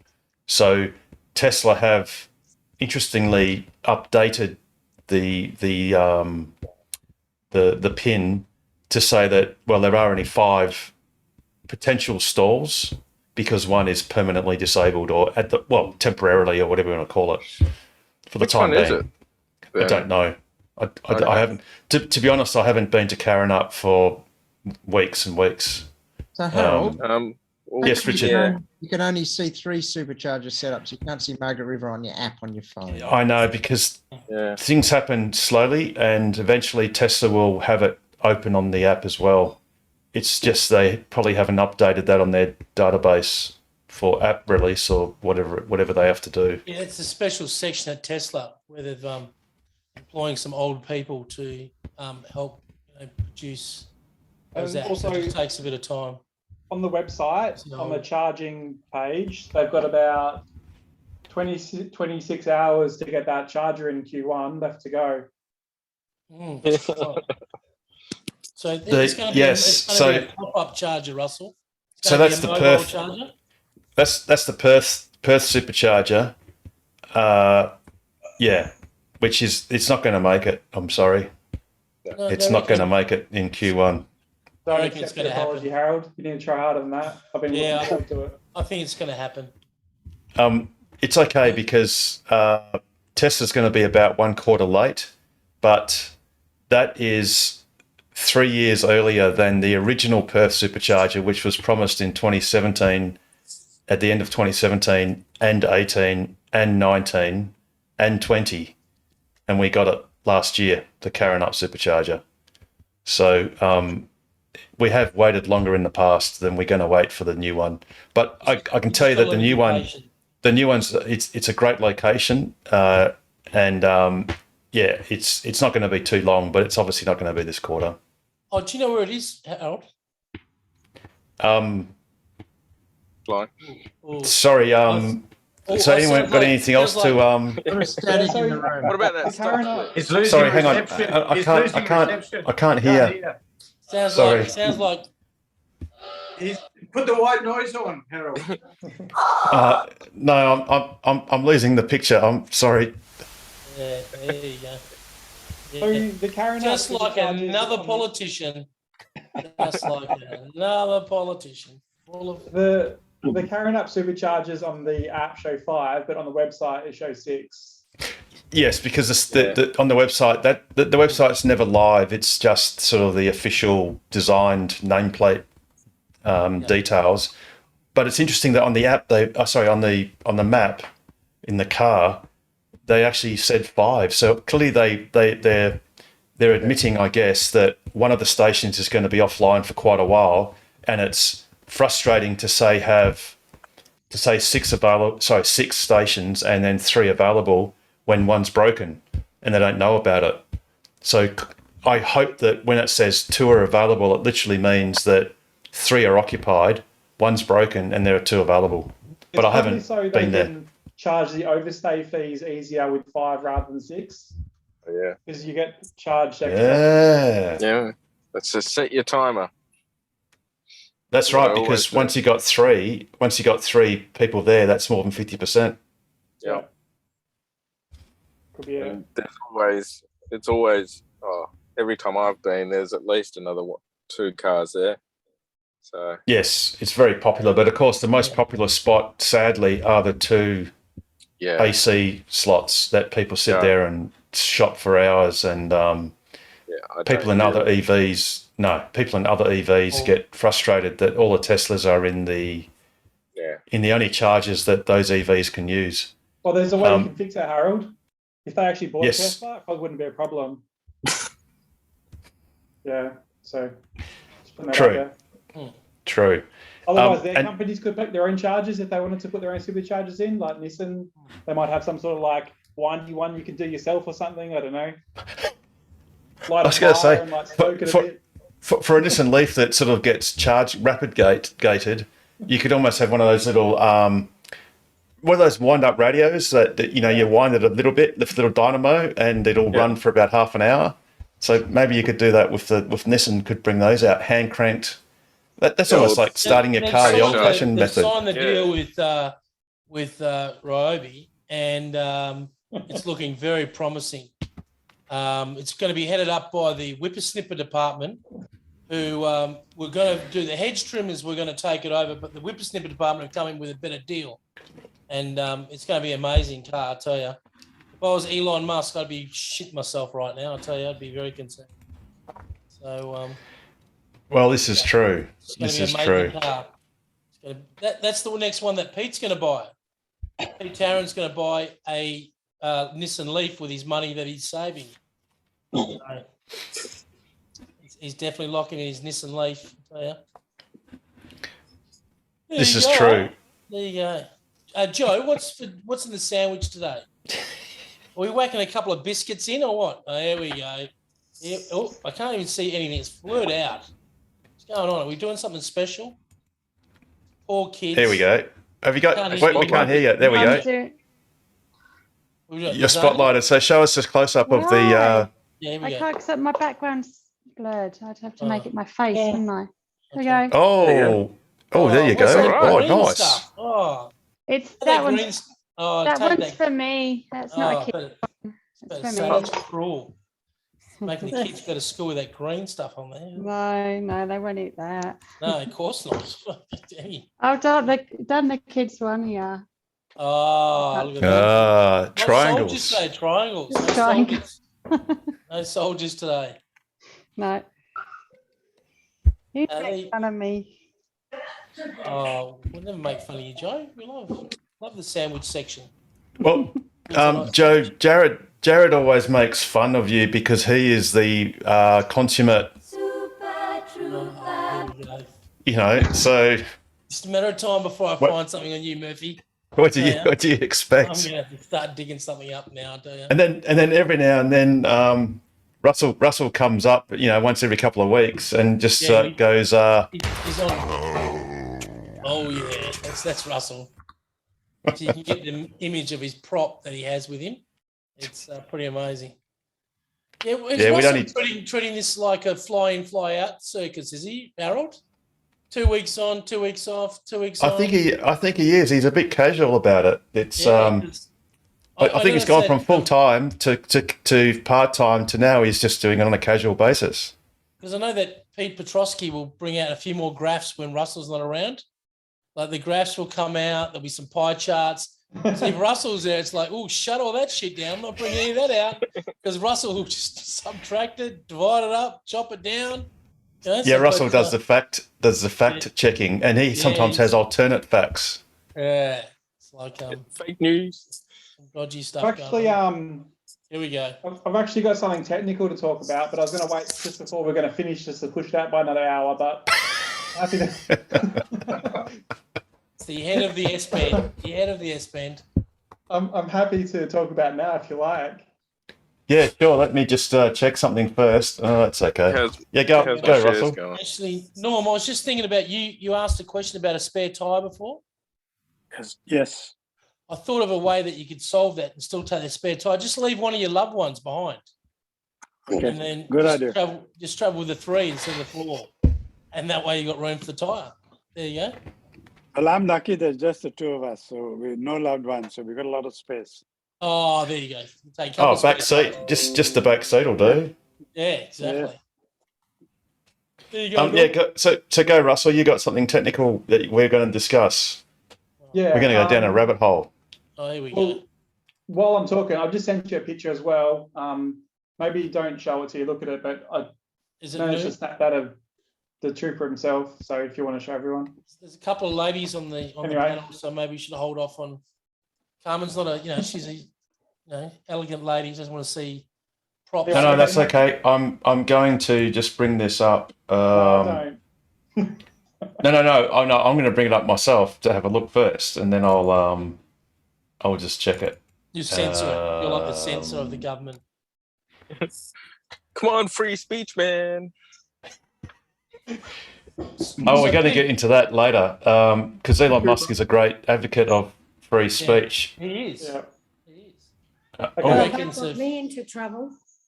Got you into yes.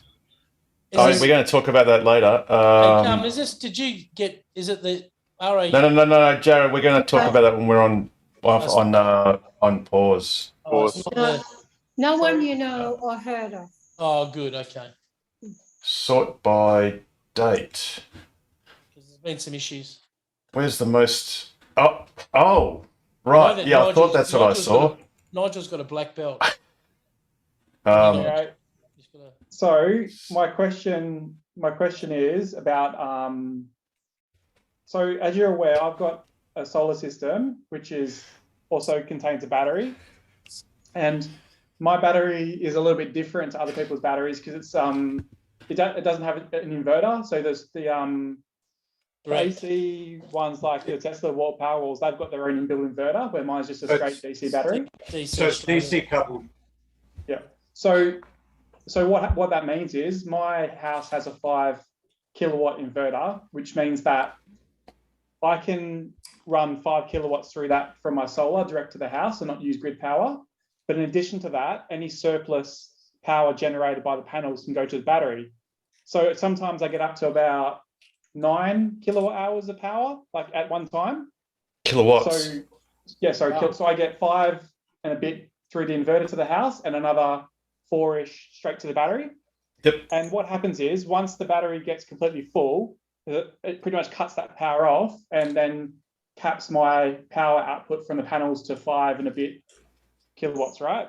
Now, my question is, if I can get that DC power from my panel directly to my battery in my house, why can't I have some sort of attachment where I can put some sort of regulator on it and take that DC power directly from my panels to my car? The short answer is yes, you can. The long answer is no, you can't. So. Oh, good answer, Harold. Great. That really wraps it up. Well, the test. Good answer because Harold's not very tall. Is that what you're saying?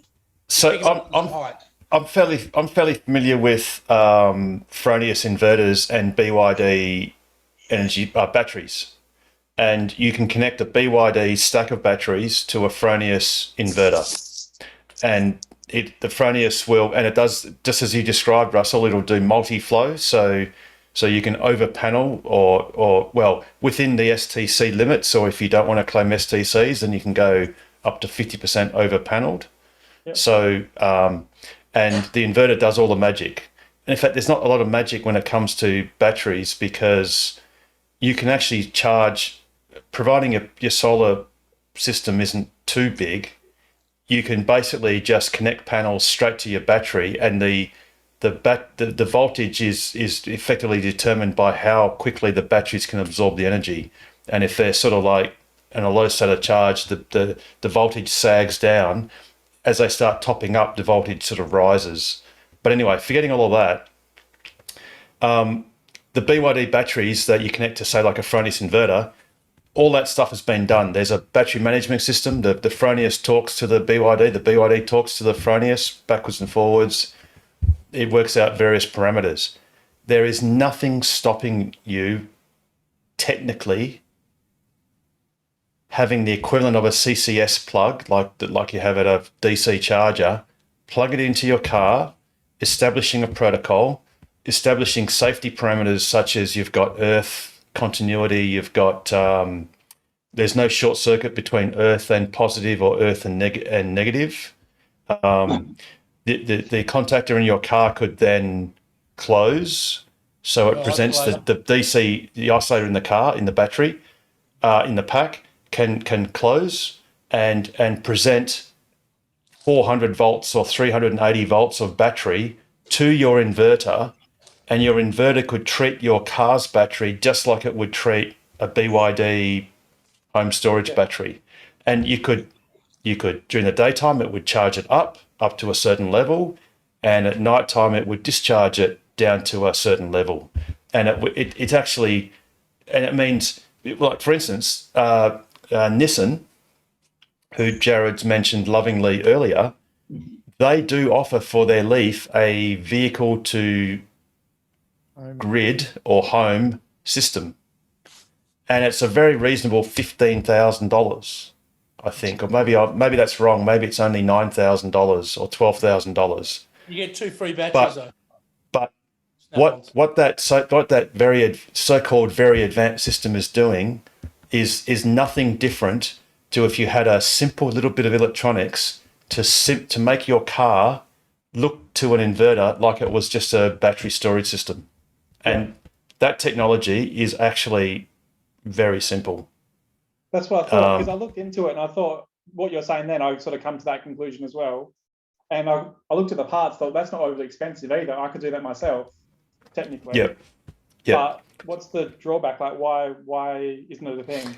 Okay, so I think it was like some Canadian researchers have actually done a paper on this, and it doesn't make financial sense to use your car's expensive and advanced NCA.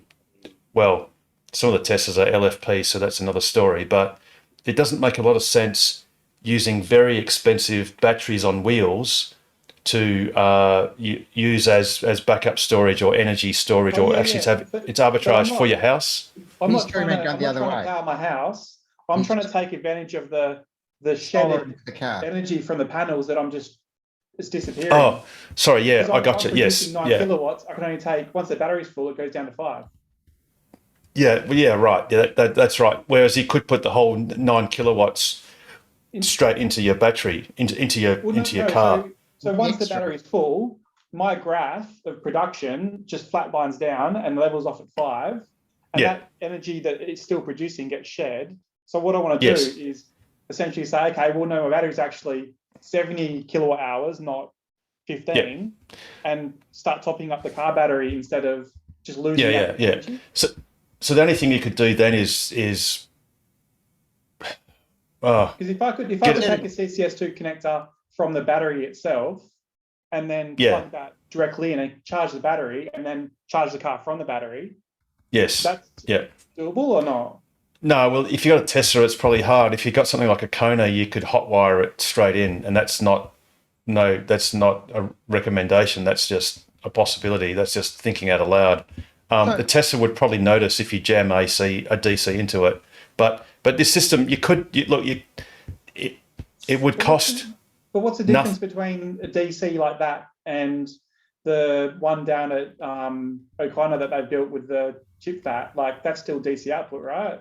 How does it know where? Yeah, the tritium. Yeah, so that's right. But no, the difference is, so for charging purposes, yes. Yeah. So you could do a home brew or a solar based non-fast slow, let's call it a slow DC charger. Yeah, that's what I'm trying to. Yeah. That. Yeah. And in fact, there's nothing stopping you. Well, for instance, ABB and Delta do a 19 kilowatt DC charger. In fact, there are 19 kilowatt DC chargers at Belladonna and Madeira Pass Oasis Roadhouse on the Nullarbor. So that's 19 kilowatts. You could dial that down to 2 kilowatts or 5 kilowatts. The actual power is immaterial, because what the car does is it tells the charger the maximum current that it's able to take. So it tells the charger, give me no more than X amps, whether that's 200 amps, 300 amps, 400 amps, Model 3 when it's nearly empty, 500 amps. Actually, as a supercharger, at a V3 supercharger, it can be 625 amps, or it could be 50 amps. Yeah. Or whatever. So yeah, Russell, there's nothing stopping like Fronius or Huawei or SMA from producing, as Richard Chapman has got. He's got an AC coupled accessory for his, I think it was SMA, or no, it was another brand of storage of charger of solar inverter, Solar Edge. Yes, thanks, Pete. Solar Edge inverter, which has got like a car charging accessory. Now, there's nothing stopping any of these inverter companies from producing a DC version of the same thing. Nothing stopping them whatsoever. And frustratingly, they could go a step further and not just push the power in, they could also suck it out. And I can tell you now, as someone who designs car chargers, it's not hard. It's not at all hard. You can't do that on Model 3 because Sandy Munro pulled them apart and there's diodes rather. No, Richard. No, Richard, you can, because what he was saying is you can't, the Model 3 currently can't produce AC and export it because they're diodes instead of transistors. But what we're talking about now is you can just, once the car turns on its contactors at the DC pins, the bottom pins, it just basically presents the entire DC voltage. It basically has a direct connection to the battery coming out of those pins, which if you connect that to your, so like I said before, I've got a Fronius inverter and a BYD battery. Well, if you just imagine that instead of a continuous cable going between the two, I just have two connectors that I connect, and that just means it's a breakable link because the car can drive away. If you just have a breakable link to the inverter, then you can have a battery that's occasionally connected. And when it's connected, it can charge it during the daytime. And if it's also connected, it can discharge it if you wanted. So Russell, you got, and the protocol's super simple. So what, I mean, because I was actually seriously looking at doing it, but it seemed quite easy for me to figure out how to do it. But that's why I thought, well, if it's so simple, why aren't other people doing it? Because I'm essentially missing out on 20 kilowatt hours of Russell, of like charge capacity during a day in summer because I've just flatlined my generation. Russell, you might want to check your insurance policy, your home contents, read the fine print. Just to make sure. Why do you charge your car before you charge your batteries? Because the battery gets used at night time, and once I put the car on, the the car doesn't need to be full all the time. I just put enough in it just to keep it topped up, I guess. And because it's running all on AC, the house can only take 5.5 at a time. And even on like 6 amps, it draws like 4.2 kilowatts or something. So it's pretty much maxing out the capacity of the inverter with the stuff running in the house. Put a So it takes separate, like put a separate system on, Russell. What was that? Sorry? Put a separate system on. Yeah, but you need approval. You need, the problem is you need to get Western Power approval to have the extra inverter capacity. Yeah, I don't necessarily need the inverter capacity. I just need a straight, like I've got a direct DC charge from the panel, not going through the inverter. I essentially just need to take an out from the battery and go straight into the car and couple it to that and almost treat it as a bigger battery that its panels are filling up. Yes. So you effectively what you want is just a slow DC charger. Yeah. So if I can get that output cable, split it, put a CCS2 on it and plug it in, won't that then the battery think it's bigger than what it is? If I just change the setup to say I've got a 90 kilowatt hour battery instead of a 15? No, I mean, obviously we can't actually do this, but the ideal is if you basically have an interface so that when you plug your car, a CCS cable into your car, the interface would then measure the percentage of battery that your car has. Your car will tell it what the current limit is that it can be charged to, or how many amps, in which case your car can take vastly more than your inverter could ever deliver. Yeah. And then your inverter just gets told that the battery capacity is at 2%, 3%, 15%, whatever. And the inverter goes, oh, well, in that case, I can just jam as hard as I can and it'll do its best to charge the car. As far as the inverter is concerned, it's sitting there all day and your car's gone from, let's call it 40% to 45% or 50% or 60%, and the inverter's happy. It wouldn't go through the inverter though. It would come straight from. No. Well, when I say inverter, no, it still has to come through the inverter because the inverter actually does the DC connection.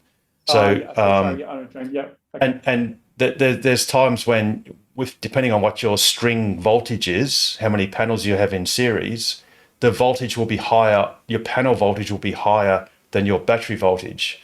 In which case it uses pulse width modulation, so it basically rapidly turns your panels on and off, basically, and modulates it so that you've got the correct sort of power going through.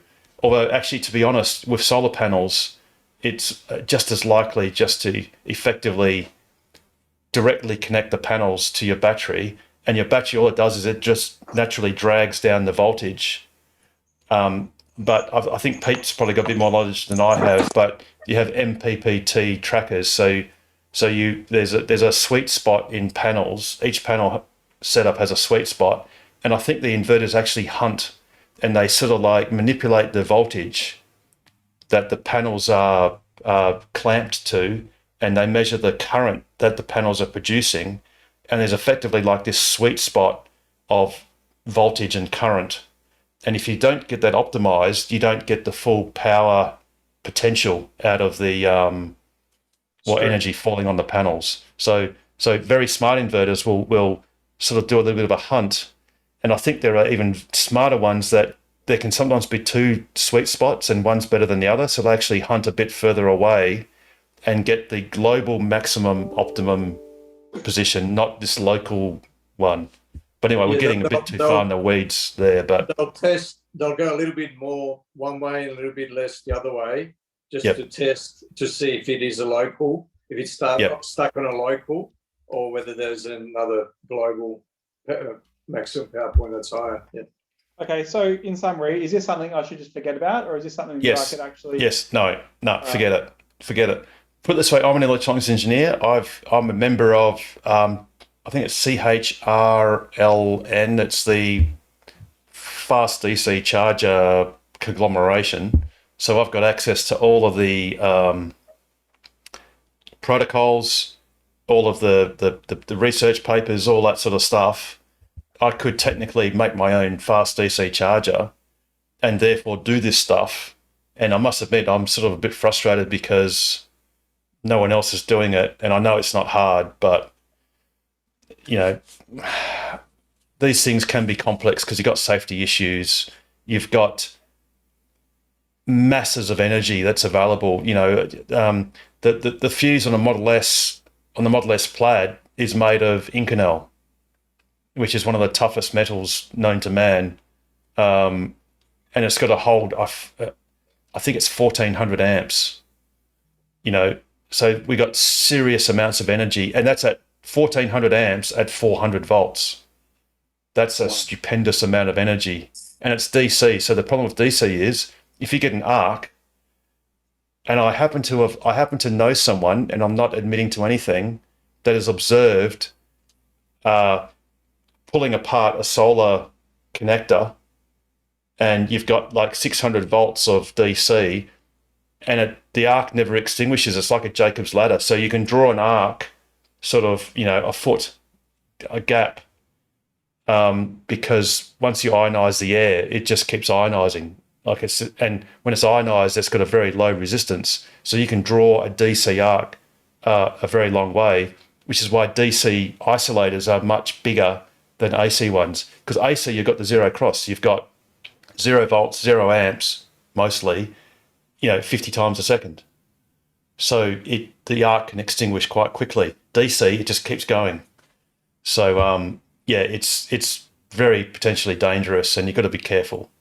Okay, so is it a legal thing why I can't do it, or is it just it's not a technical thing? Actually, right? I think these days, Pete, is there, with even solar, I think there's a new endorsement you need to get for working on anything that's above 56 volts or something. They're trying to stop cowboy solar installers from just doing stuff because it's not hard, because there are potential dangers.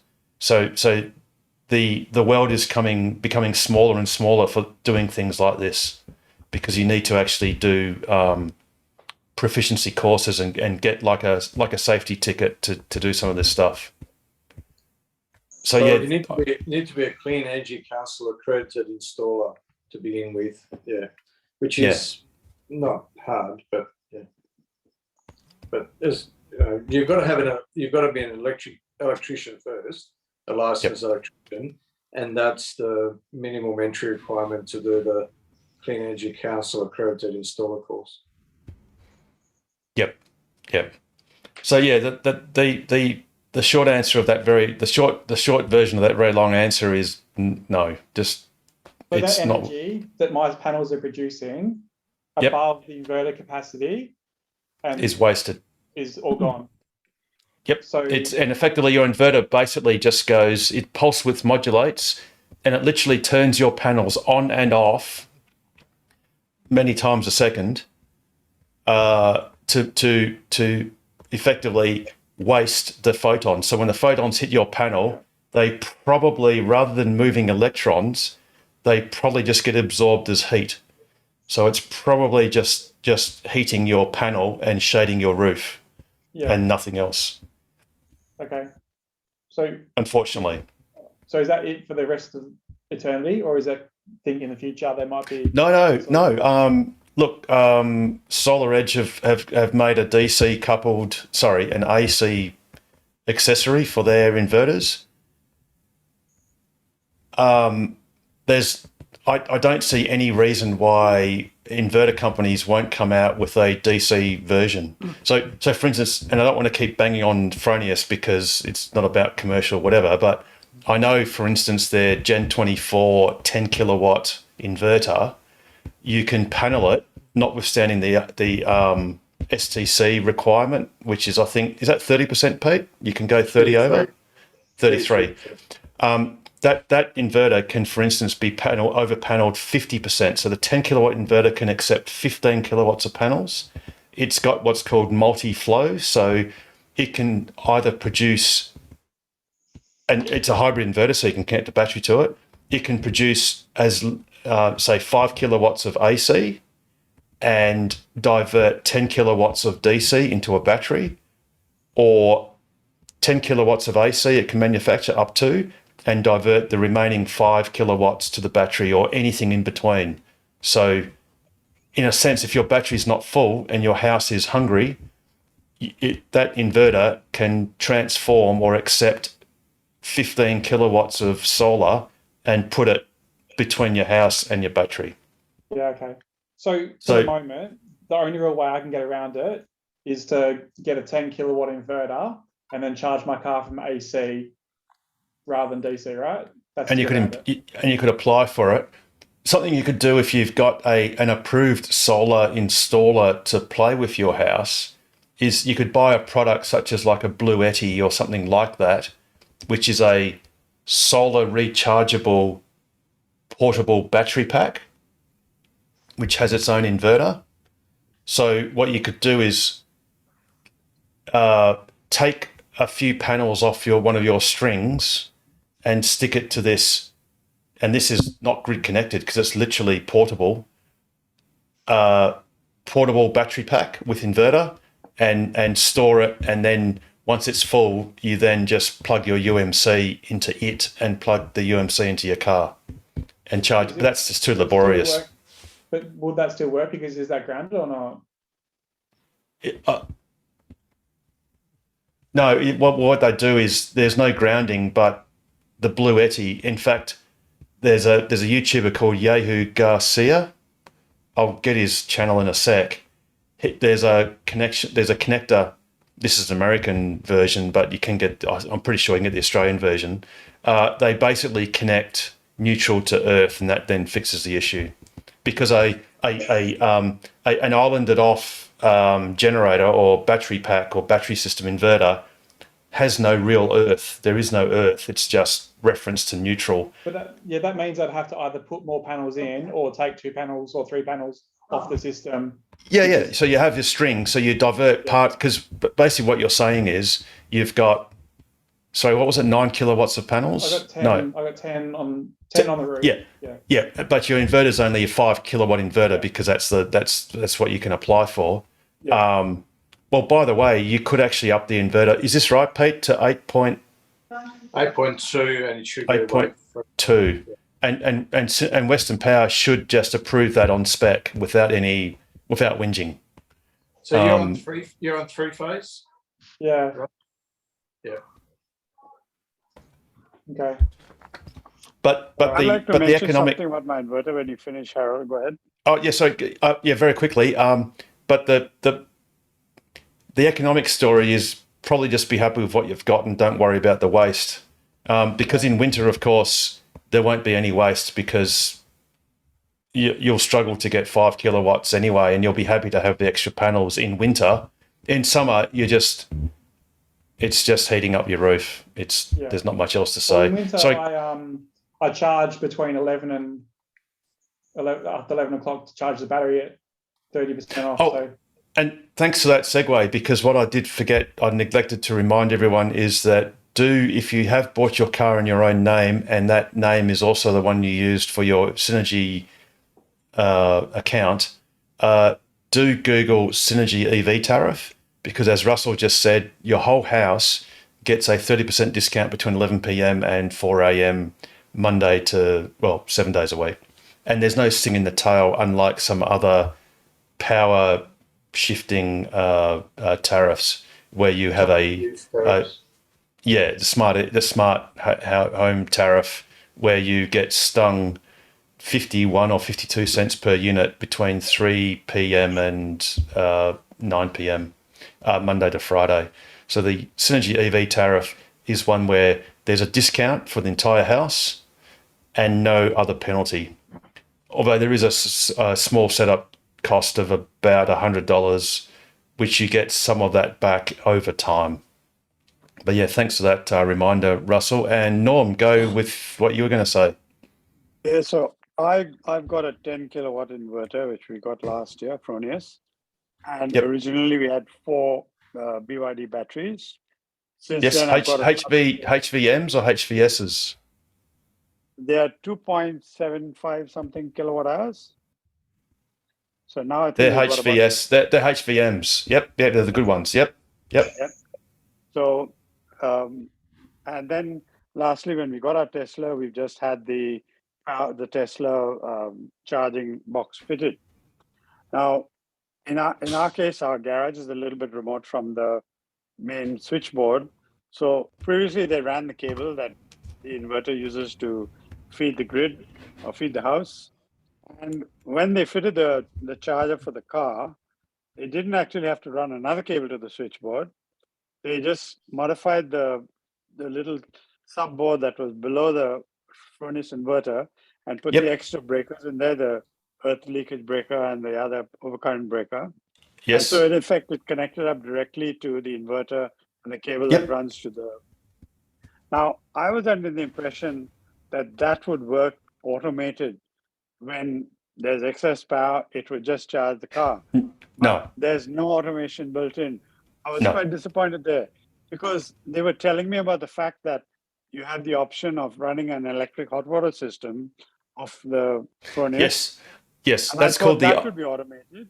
No. Yes. Yes, it is. That's called the Ohm Pilot.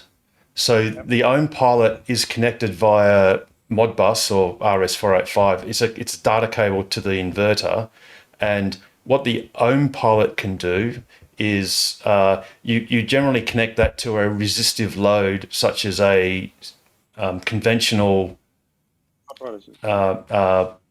element electric hot water service, which you could say is the least efficient or intelligent hot water, like a dumb kettle, basically. It's like a kettle. Yeah. So, and the Ohm Pilot has it's got an oversized light dimmer in it, and it will basically adjust the energy put into the hot water service to match the surplus that would otherwise go to the grid. Yeah. Because the idea there is not to sell it to the grid, but to divert it to something useful for yourself. And that's called the Ohm Pilot. Incidentally, I know Fronius has come out with, but the answer, well, sorry, I'll just say that Fronius has come out with a electric car, an AC car charger accessory, which will do a similar thing as the Ohm Pilot. It will divert the surplus AC created energy into your car when there's surplus, rather than sending it to the grid. Or the only thing is it's expensive. I think it costs the best part of a couple of $1,000, I think. It's fairly new.